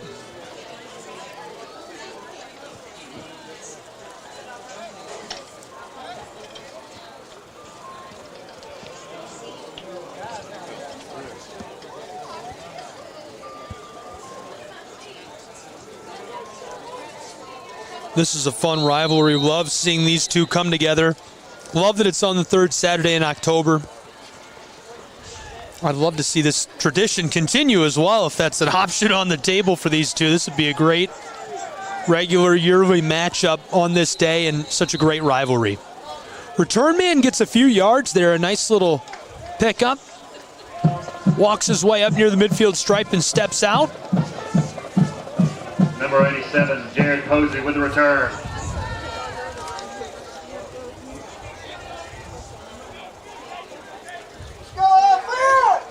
Skyhawks offense will take over from their own 45-yard line. It'll be first down and 10. Trailing by 34 in Ram Stadium.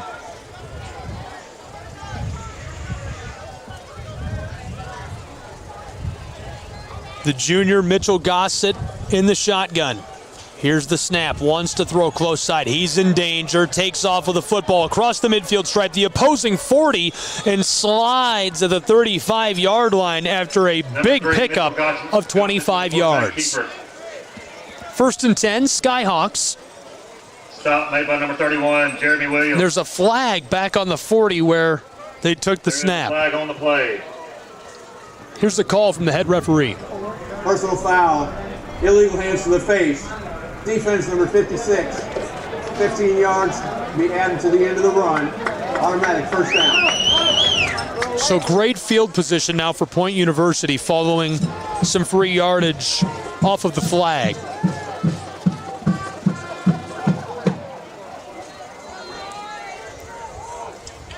Defensive end gets a little too handsy on the end of that play. 15 free yards. Makes it a 40-yard gain in total for the Skyhawks. First down and 10 for Point. Their offense will now run 19-yard line from right over the 20-yard line in the edge of the red zone on the 19. Teasley in motion. Gossett wants to throw. Quick delivery over the middle, inside the 10. At the 5, he's gone. Touchdown, Point Skyhawks. 19, Kareem Key. Great pass to Kareem Key, the freshman from Birmingham, his second touchdown of the season.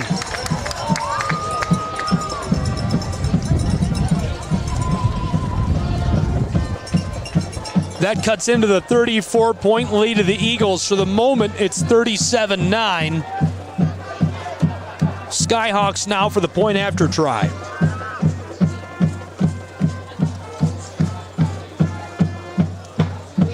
In to attempt the extra point, number 39, Matt Moses. Holding, number 3, Mitchell Gossett. Matthew Moses 2 for 4 on field goals this season. This time snap and hold are good. This one sails up, away, and through. Now 3 for 5. We'll take a short break and be back. 37-10. Point Skyhawks get one back. Southeast Sports Network, it's college football.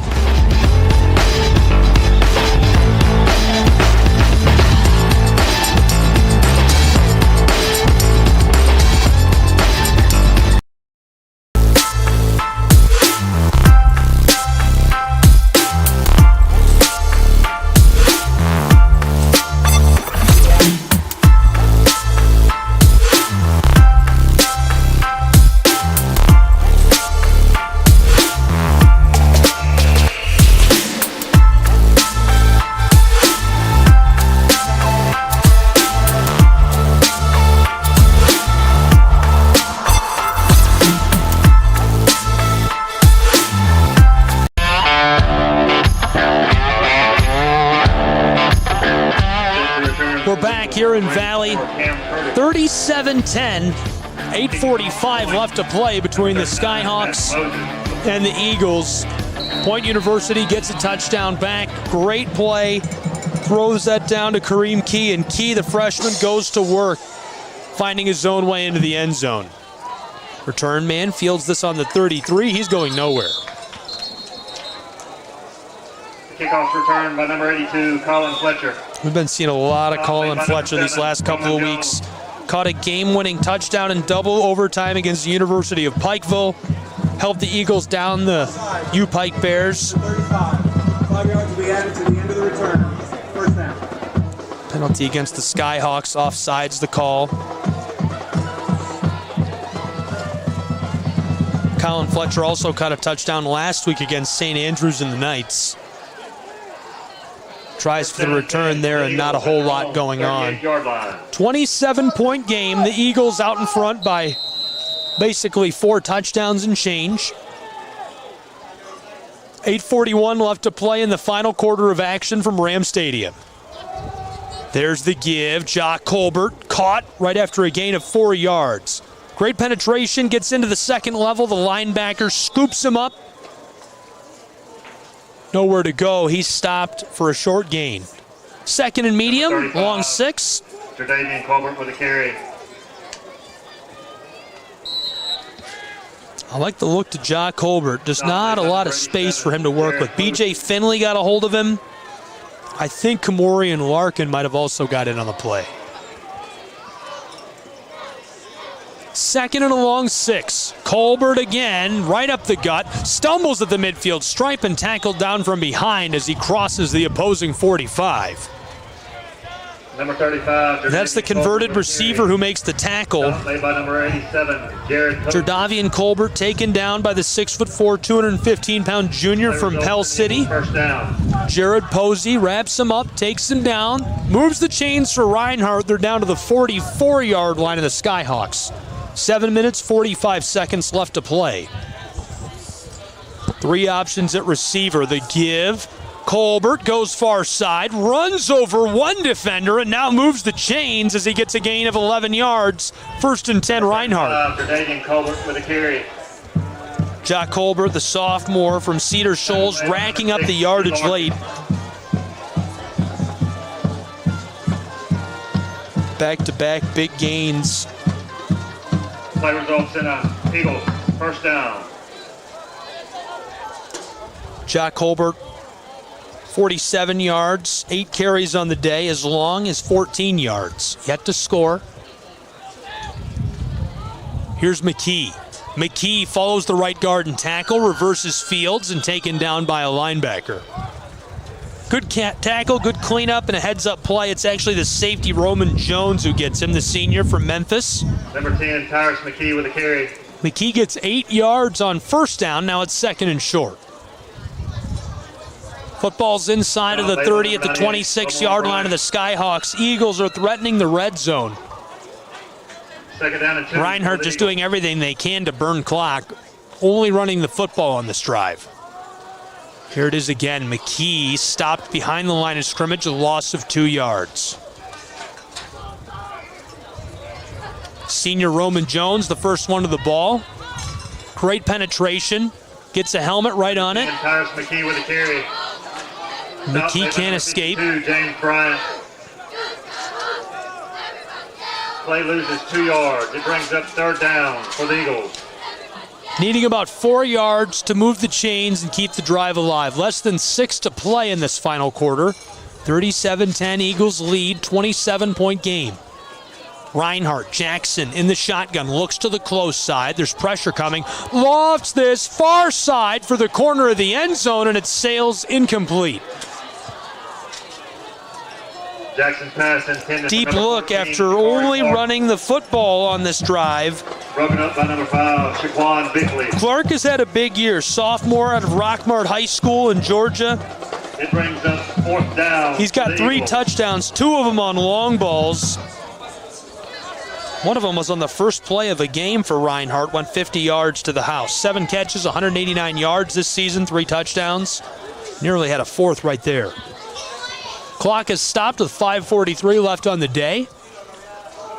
There's McKee on 4th down, right up the gut. He'll move the chains and keep the clock rolling. Number 10, Tyrus McKee with the carry. Good carry by McKee, but even better blocking by Micah Moten and Sam Stout up front. Stout, 6'2", 360 pounds, the junior from Jasper, Georgia. Opens up space. Product of Pickens High School, moves the chains for Reinhardt University. Got a lot of help from Moten out of Carrollton High School. Here's the Eagles again. Give right up the gut, and nice gain of 3 yards. Tailback hurdles a defender who's fallen down in his way, and McKee gets wrapped up. Nice little gain. Tackle made by James Bryant, senior from Macon, Georgia. 2nd down and 8 for the Eagles. Played at Howard. Reinhardt University, their average 34 points per game this season. They've bested that with 37. Points defense actually right on the nose for their average points allowed at 37. 4.5 minutes left in the game. Ja Colbert takes the give, far side, throws the stiff arm, trying to stay in play here and keep the clock moving. The official says it will. 4:20 left in this final quarter in a 27-point game.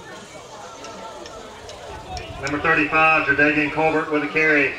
I mean, if I'm Reinhardt, Stop made by number 7, Roman one, Jones. obviously keep continuing to give the ball for runs. 41, Ethan But Benz. go ahead and finish the drive. It's now 1st down, 1st and goal.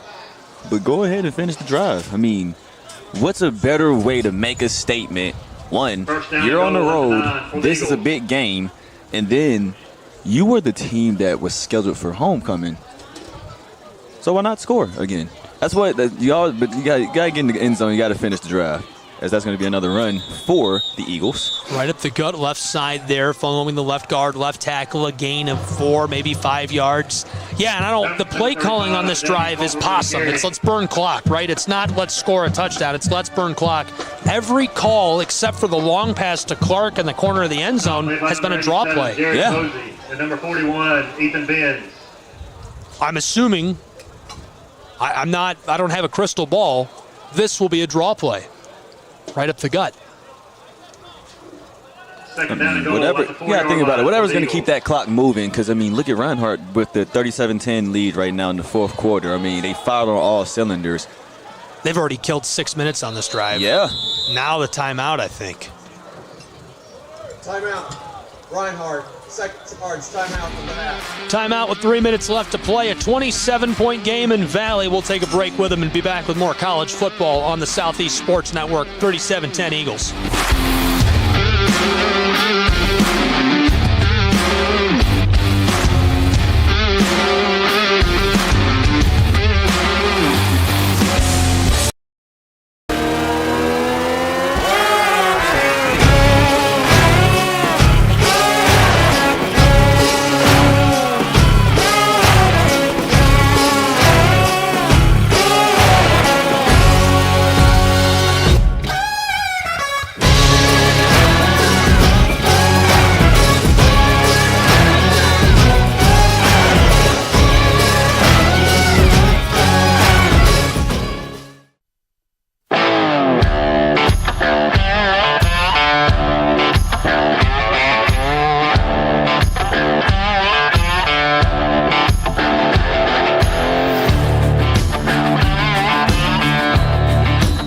In Valley, Alabama, 2nd and goal for Reinhardt University, and the Eagles following a timeout, looking to put a bow on this drive with less than 3 minutes to play in a 27-point game. Stutter step behind the line of scrimmage. He's not going anywhere. 3rd and goal, Reinhardt. Ja Colbert trapped in the backfield. Maybe he lost a yard or two. And so I want to give a quick looking ahead for Scott Hawk Athletics. We start the week off for Scott Athletics on Monday with the Hour-thon, which will be another fundraiser for Point University Athletics. Go ahead, reach out to gene.bowes@point.edu and be able to try to participate. This is for each team. You can donate to each individual team if you would like to, or whatever team if you're choosing, and they're going to get that money for their program. So we look out for that as, Gene Bowles is our sponsorship coordinator along with assistant baseball coach. He's actually on the road right now recruiting, but got to give a quick shout out to him. He just helped run a very successful golf tournament that we had, which was our Skyhawk Invitational. Also looking ahead for next week, you'll have women's soccer on the field October 25th against Georgia Gwinnett. And then October 26th, the day a lot of people have been waiting for, a new gym sport will be happening because basketball season starts and will be back as women's basketball will be on the court against Carolina University. Men's basketball to follow against Voorhees. And at that halftime, women's basketball will have their ring ceremony. So now as we get back, Taylor Jackson's going to go on that run. The keeper and dives for the end zone. He's in. Touchdown, Reinhardt Eagles. Taylor Jackson has some wheels on that play. I'm telling you, T-Jax is nasty. He scored a couple of clutch touchdowns last time Reinhardt was at home against Pikeville. He's just been that way all season long. He was struggling with passing early in the year, and he's just gotten hotter and hotter and hotter. Yeah, I was going to say at the that first game that Reinhardt played against Faulkner, he was starting to settle in a little bit. Took him a bit more to get adjusted, but now that they've gotten into the nitty-gritty of the season now, he is really starting to lead this offense and help trying to, and the potential of helping them get another potential playoff berth. As that one's going to be a flag called. The extra point is good. With BAT up, away, and through. 2.5 minutes left to play. 44-10. Late stages. We'll take a break and be back with more college football in just a moment on the Southeast Sports Network.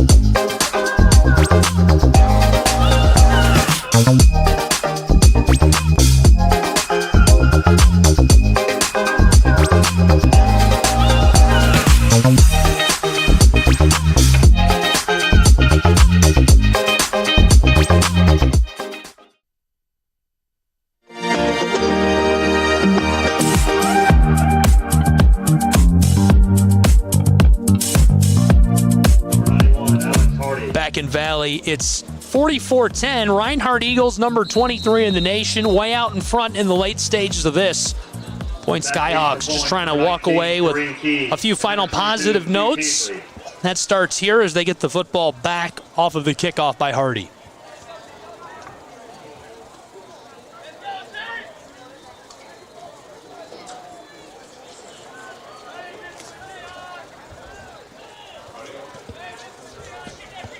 Booming kick. This one blasted right up the center field of the 17.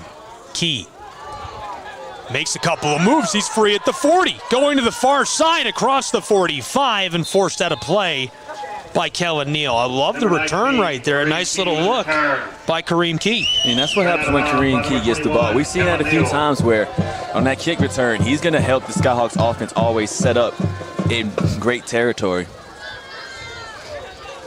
It'll be first down and 10. First and 10, Skyhawks. Quick look ahead for these two. Coming up next, Union Bulldogs for Reinhardt University. They'll travel to Waleska, Georgia next Saturday the 28th. A tough test for Union.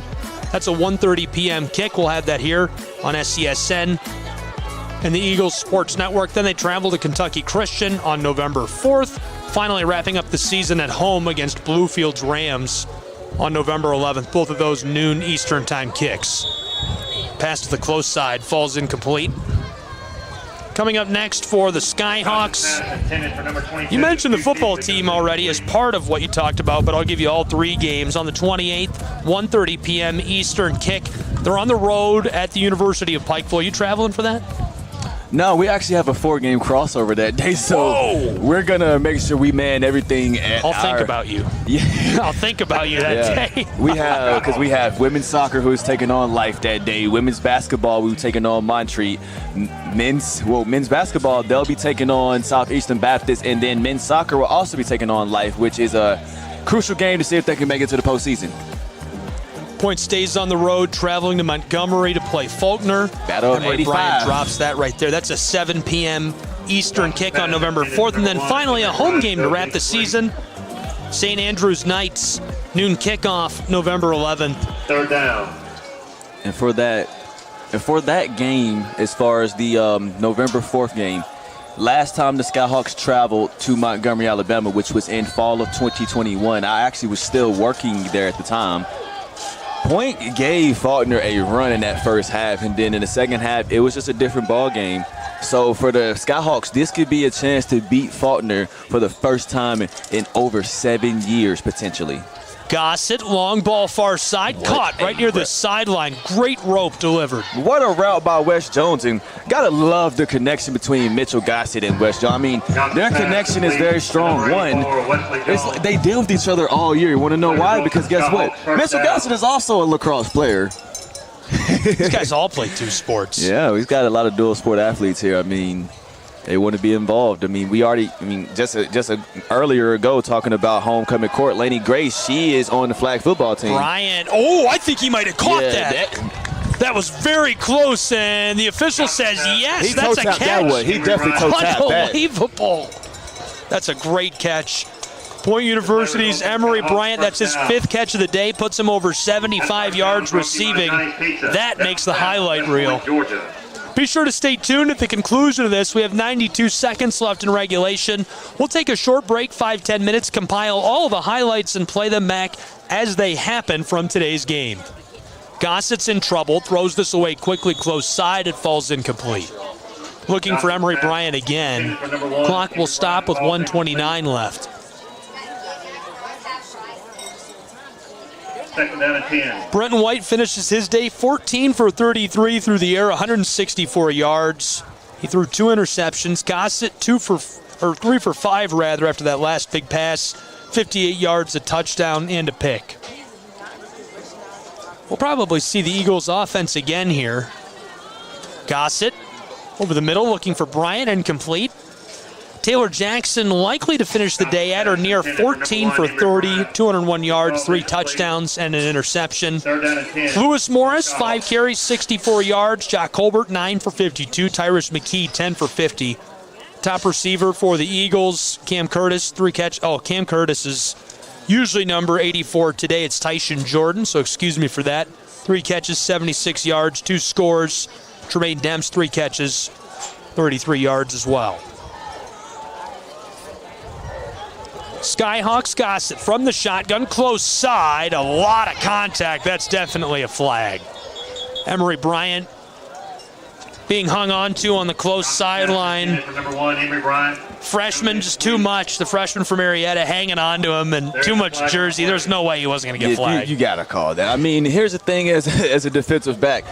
Good coverage as far as staying with him, but you still have to let him run his route. I mean, you can press him, you can try to jam him all you want. There's no arguing that call. Ball will be placed at the spot of the foul, automatic, first down. I'm sure the refs are like, okay. There's no reason to even come in and huddle hey man, you got the same call I had? No, that's just blatant right there. Point offense on the ground led by Trey Turner. Brenton White also had 7 carries. Turner had 7 for 27 yards. Mitch Gossett's carried the ball once. Eatman had 10 carries today for 25 yards.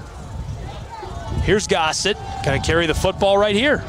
Tries to nose his way up in there at the 5. That makes it 2nd and goal. 1 minute, 16 seconds left to play.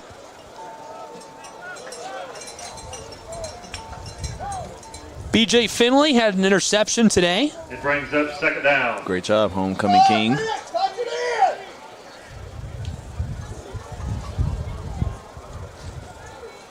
Cortez Brown had a sack, caused a 7-yard loss when he took down White.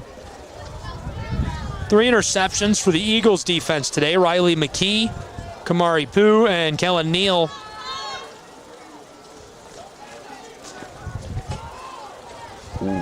In trouble, lofts this back corner looking for Bryant. Boy, that was close. That's a touchdown. That's unbelievable.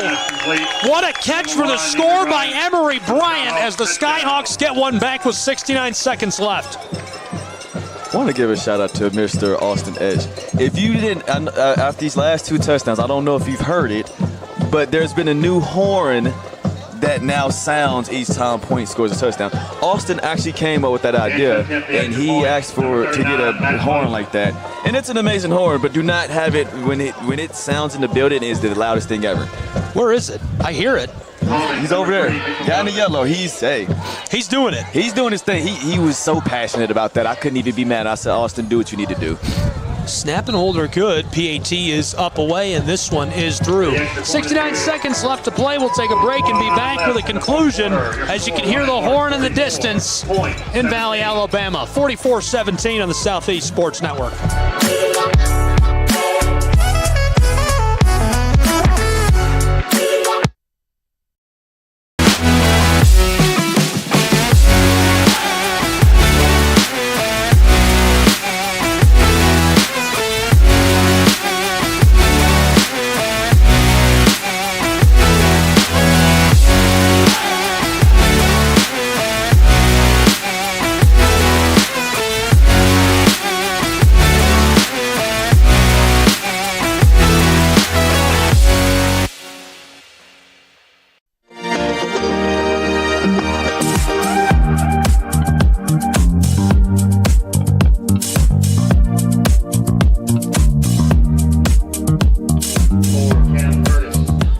Moments coming up here in AAC play on the Southeast Sports Network. Gabriel Schrei here with Deshaun Bullock. Eagles will get the football back. I'm assuming they'll either just kneel this away or run the ball a couple of times. Deshaun, any final thoughts on today's game? Well, for Reinhardt, I mean, they fired on all cylinders from the special team side to the defensive side and offensive side, and we both said exactly what we've seen from Reinhardt all season. They're a slow-burn team. Yes, they did fumble on the first drive on that first play. The way this game has been, I totally forgot that happened until thinking about it now. Reinhardt, they started off with a little bit of adversity, but the questions that coaches will always ask after a bit of adversity is how will you respond? Will you let it take you down or will you let it bring you up? That took them going into a 20-3 lead at the half, and then you look at them coming in the second half, and they elevated their play. I mean, the defense was flying around. Taylor Jackson, he had him a heck of a game. And then for the Skyhawks, their defense, they pushed as hard as they could, but when you look at Reinhardt, they were just mentally prepared for this. The Skyhawks came in mentally prepared, but there's only so much you can do when Reinhardt is just when Reinhardt's secondary has 3 interceptions, which we talked about how stacked their secondary was, that tells you everything you need to know coming into this. And for the Eagles, as they go against the Bulldogs next week, that's going to be a great game, as well as Union's defense is a way better defense than we've ever seen before. As last week, it was just a defensive bloodbath between the Skyhawks and the Bulldogs. The Bulldogs pulled that off and took that win. Union's been a very much different team under a new head coach as well. But sticking on this one, for the Skyhawks, you obviously have to go back, watch the tape, and figure out what it was. But then when you go into this week, you're about to go face another tough opponent with University of Pikeville, a new member in this conference that the conference feels like it could be a good powerhouse. So how do you respond to that? As that's going to be another nil right there. As now the clock runs down for 20 seconds. The Eagles will take this win over the Skyhawks 44-17. Reinhardt came in just firing on all cylinders. The Skyhawks will fall to 3-5 overall in the season, and that will also drop them to 2-2 in AAC play. That's the ball game. Your final score, Reinhardt University's Eagles rise to 5-2 on the year, number 23 in the nation. Their season continues to be magical. I'm going to do something different today. Stay tuned if you want to see all the highlights. We'll have them in about 10 minutes compiled for you. Play them back as they happen with the original audio. Before we go to that and wrap up our broadcast here today, I want to pick players of the game. I usually don't do that, and I'd like to pick co-defensive players of the game. Oh, yeah. Can I get away with that? You think so? What? Because it's new and there's no stipulation to whatever anybody's asking, let's go for it. All right, here's what I'm picking. You got to go with Riley McKee for his pick six. 100%. A freshman from West Forsyth High School, Cumming, Georgia. Freshman got a hold of the ball, took it 31 yards to the house. And then I think just for making the big play and creating a turnover on homecoming, you got to go with the King. Oh, yeah, absolutely. And honestly, offensively, this is going to – I have two players who I would give it to, and this is going to sound crazy for the second one. It won't sound crazy because you'll probably understand it. For sure, Taylor Jackson, because he was an amazing signal caller for the Eagles today. And then Lewis Morris. The guy's listed as a slot receiver, but he was getting everything in the backfield today, made a lot of big plays, helped the Eagles move that ball. So for the Eagles, that is going to continue their undefeated streak over the Point University Skyhawks, as they have not lost a point in the tenure of playing against them.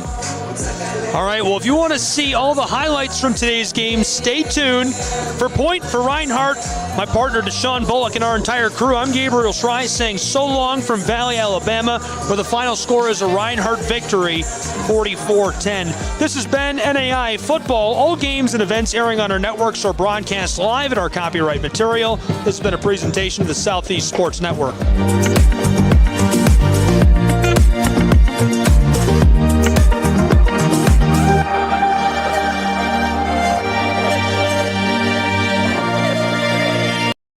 At the Salvation Army, a meal isn't just a meal. It's fuel for imagination, determination, and dreams. It's energy to be role models, change makers, and to just be kids. With your gift, a full meal means a full heart, a full night's sleep, and a future full of possibilities.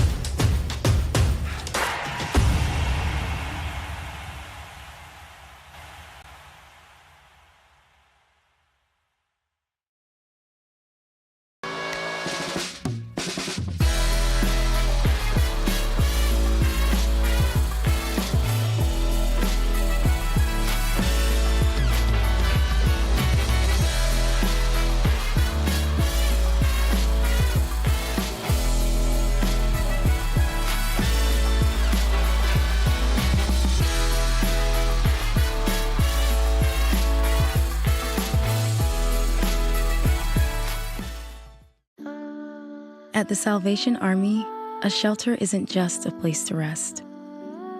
It's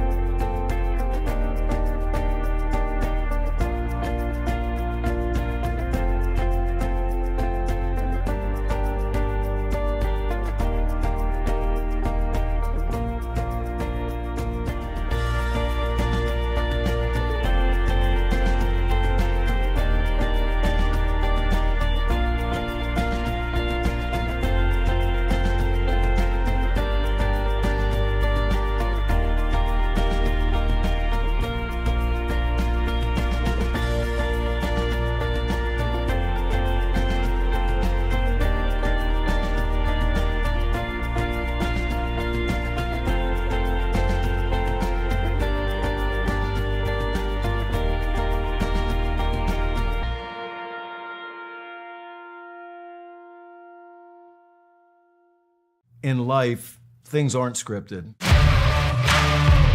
If you're an athlete, we need people like you and translate those skills to officiating. You can get a lot out of it. It happens in every town, in every game. We never have a perfect game, but the rewards always outweigh the negativities.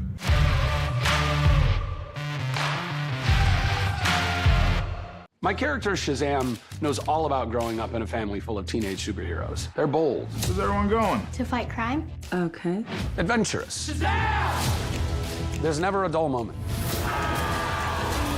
And no matter what happens, they'll always have your back. All they need is a place to grow and be themselves. And the best part is, you don't have to be a superhero to adopt a teen. Learn more about adopting a teen from foster care. Visit adoptuskids.org. You can't imagine the reward.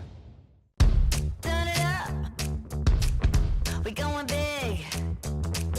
Throw it down. We're gonna really live. Let's go all out. Let's go all out. You know it's gonna get loud. 'Cause we getting down.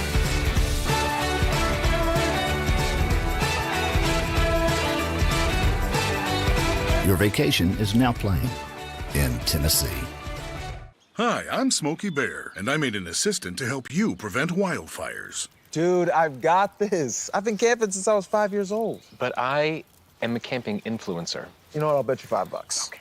Assistant Smokey, what is the best way to put out a campfire? To put out a campfire, drown with water, stir, drown again. Then make sure the fire is out cold by feeling with the back of your hand. Wait, really? I'll take...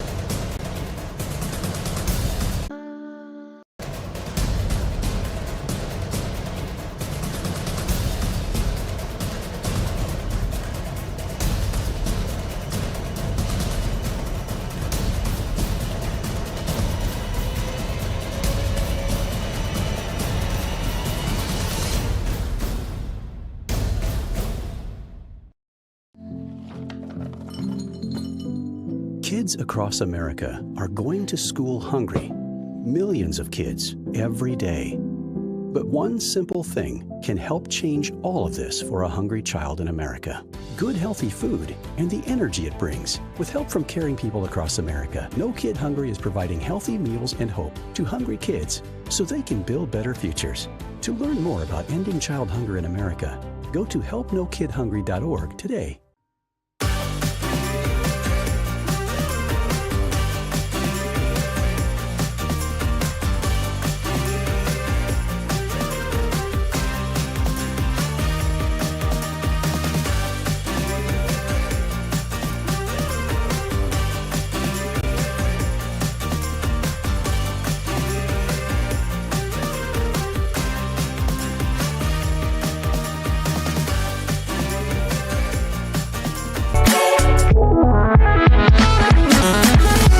Coming out there, I mean, pretty smart. You want to go ahead and start off, get some kind of points off this. You have Matthew Moses, one of the most respected punters and kickers in the conference and honestly in the nation. Moses standing back just inside of the 30. The snap, the hold is good. He boots this away, sailing. This one is through. Reinhardt secondary is just keep proving it right now. We got to remember this game for both teams as they're trying to run the table in this conference. This can really help their playoff hopes for Reinhardt and really keep it alive. For a 35-yard field goal, Matthew Moses has it blocked. Cameron Brooks blocks the field goal. That's an amazing rush right there. You got to love it. He runs. Lewis Morris is the tailback. Jackson wants to pass right over the middle. This is dropped in the bucket. Tyson Jordan all alone. 30, 20, 10, house call. Touchdown, Reinhardt Eagles. The house. You got to love it for Reinhardt.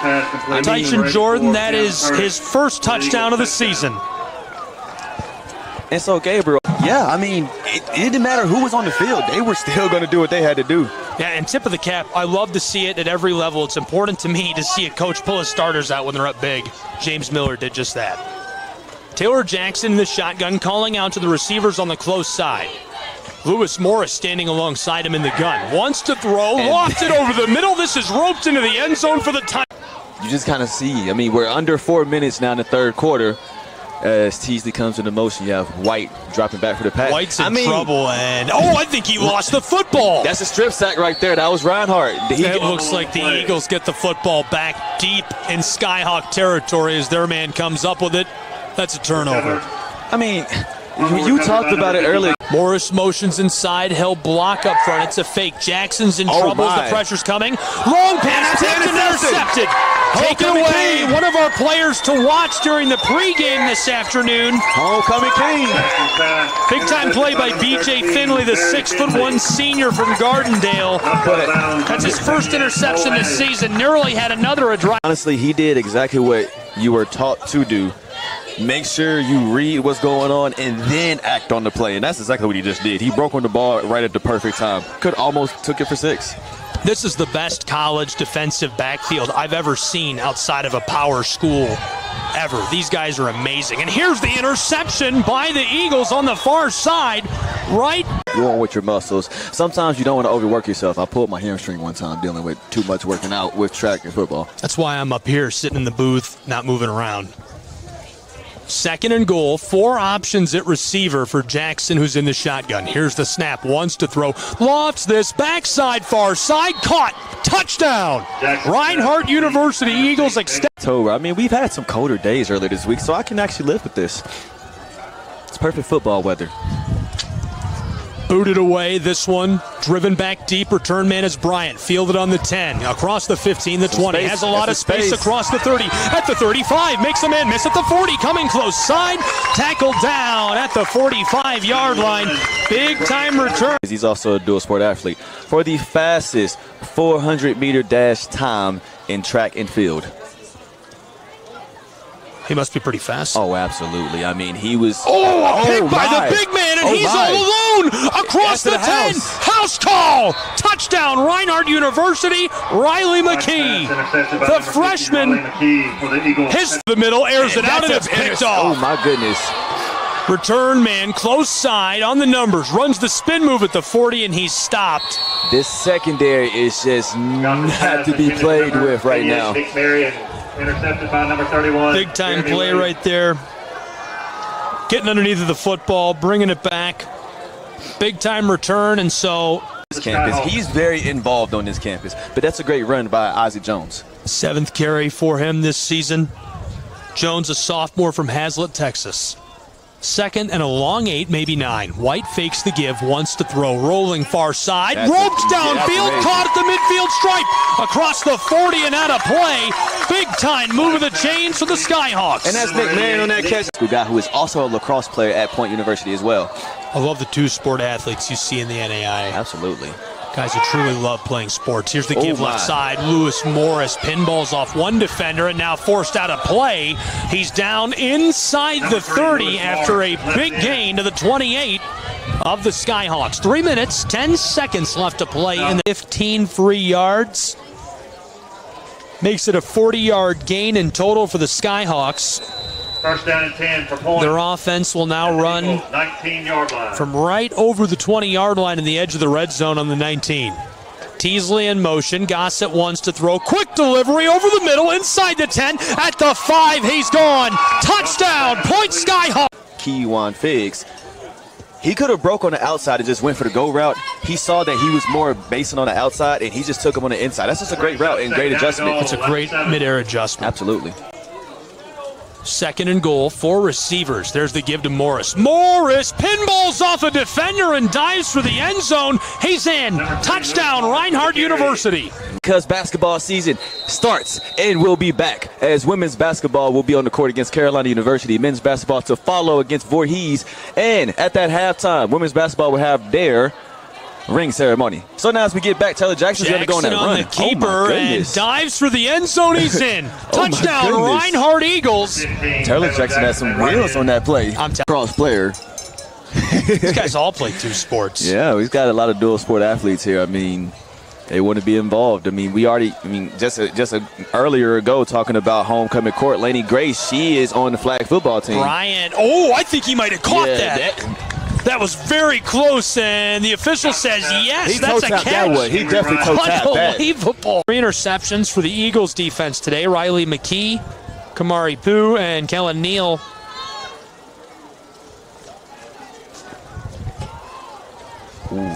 In trouble, lobs this back corner looking for Bryant. Boy, that was close. That's a touchdown. That's unbelievable. What a catch for the score.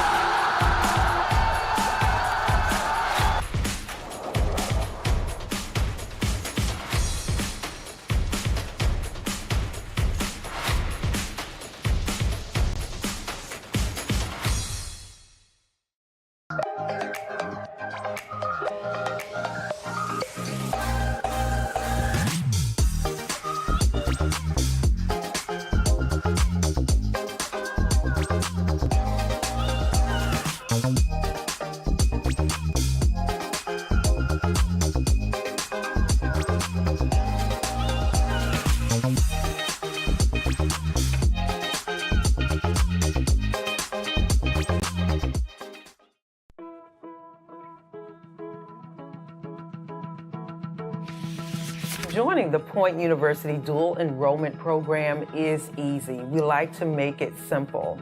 So all we need you to do as a student is have a 3.0 GPA. We don't need SAT or ACT scores. And you need to be in the 11th or 12th grade in a private, public, or homeschool program.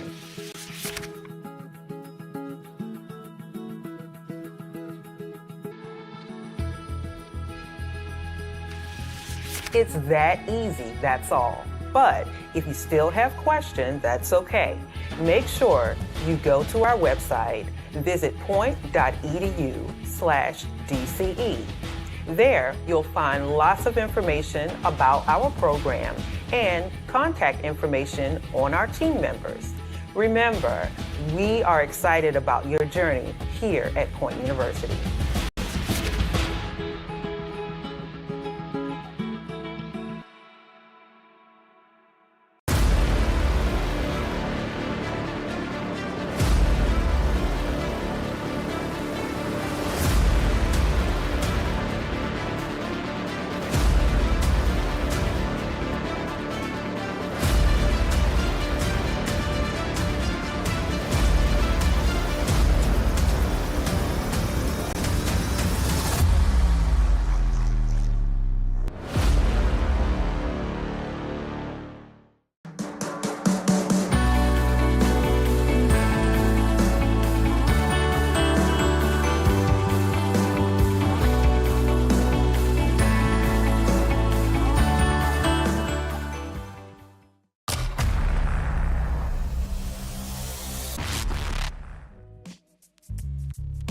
Hello, and thank you for joining us for today's broadcast. This broadcast is a product of Shry Media, LLC. Unauthorized use, sale, or redistribution of this media in any form is strictly prohibited without the express written consent of Shry Media. Radio and television mediums are encouraged to reach out. Thank you for tuning in. Enjoy the game.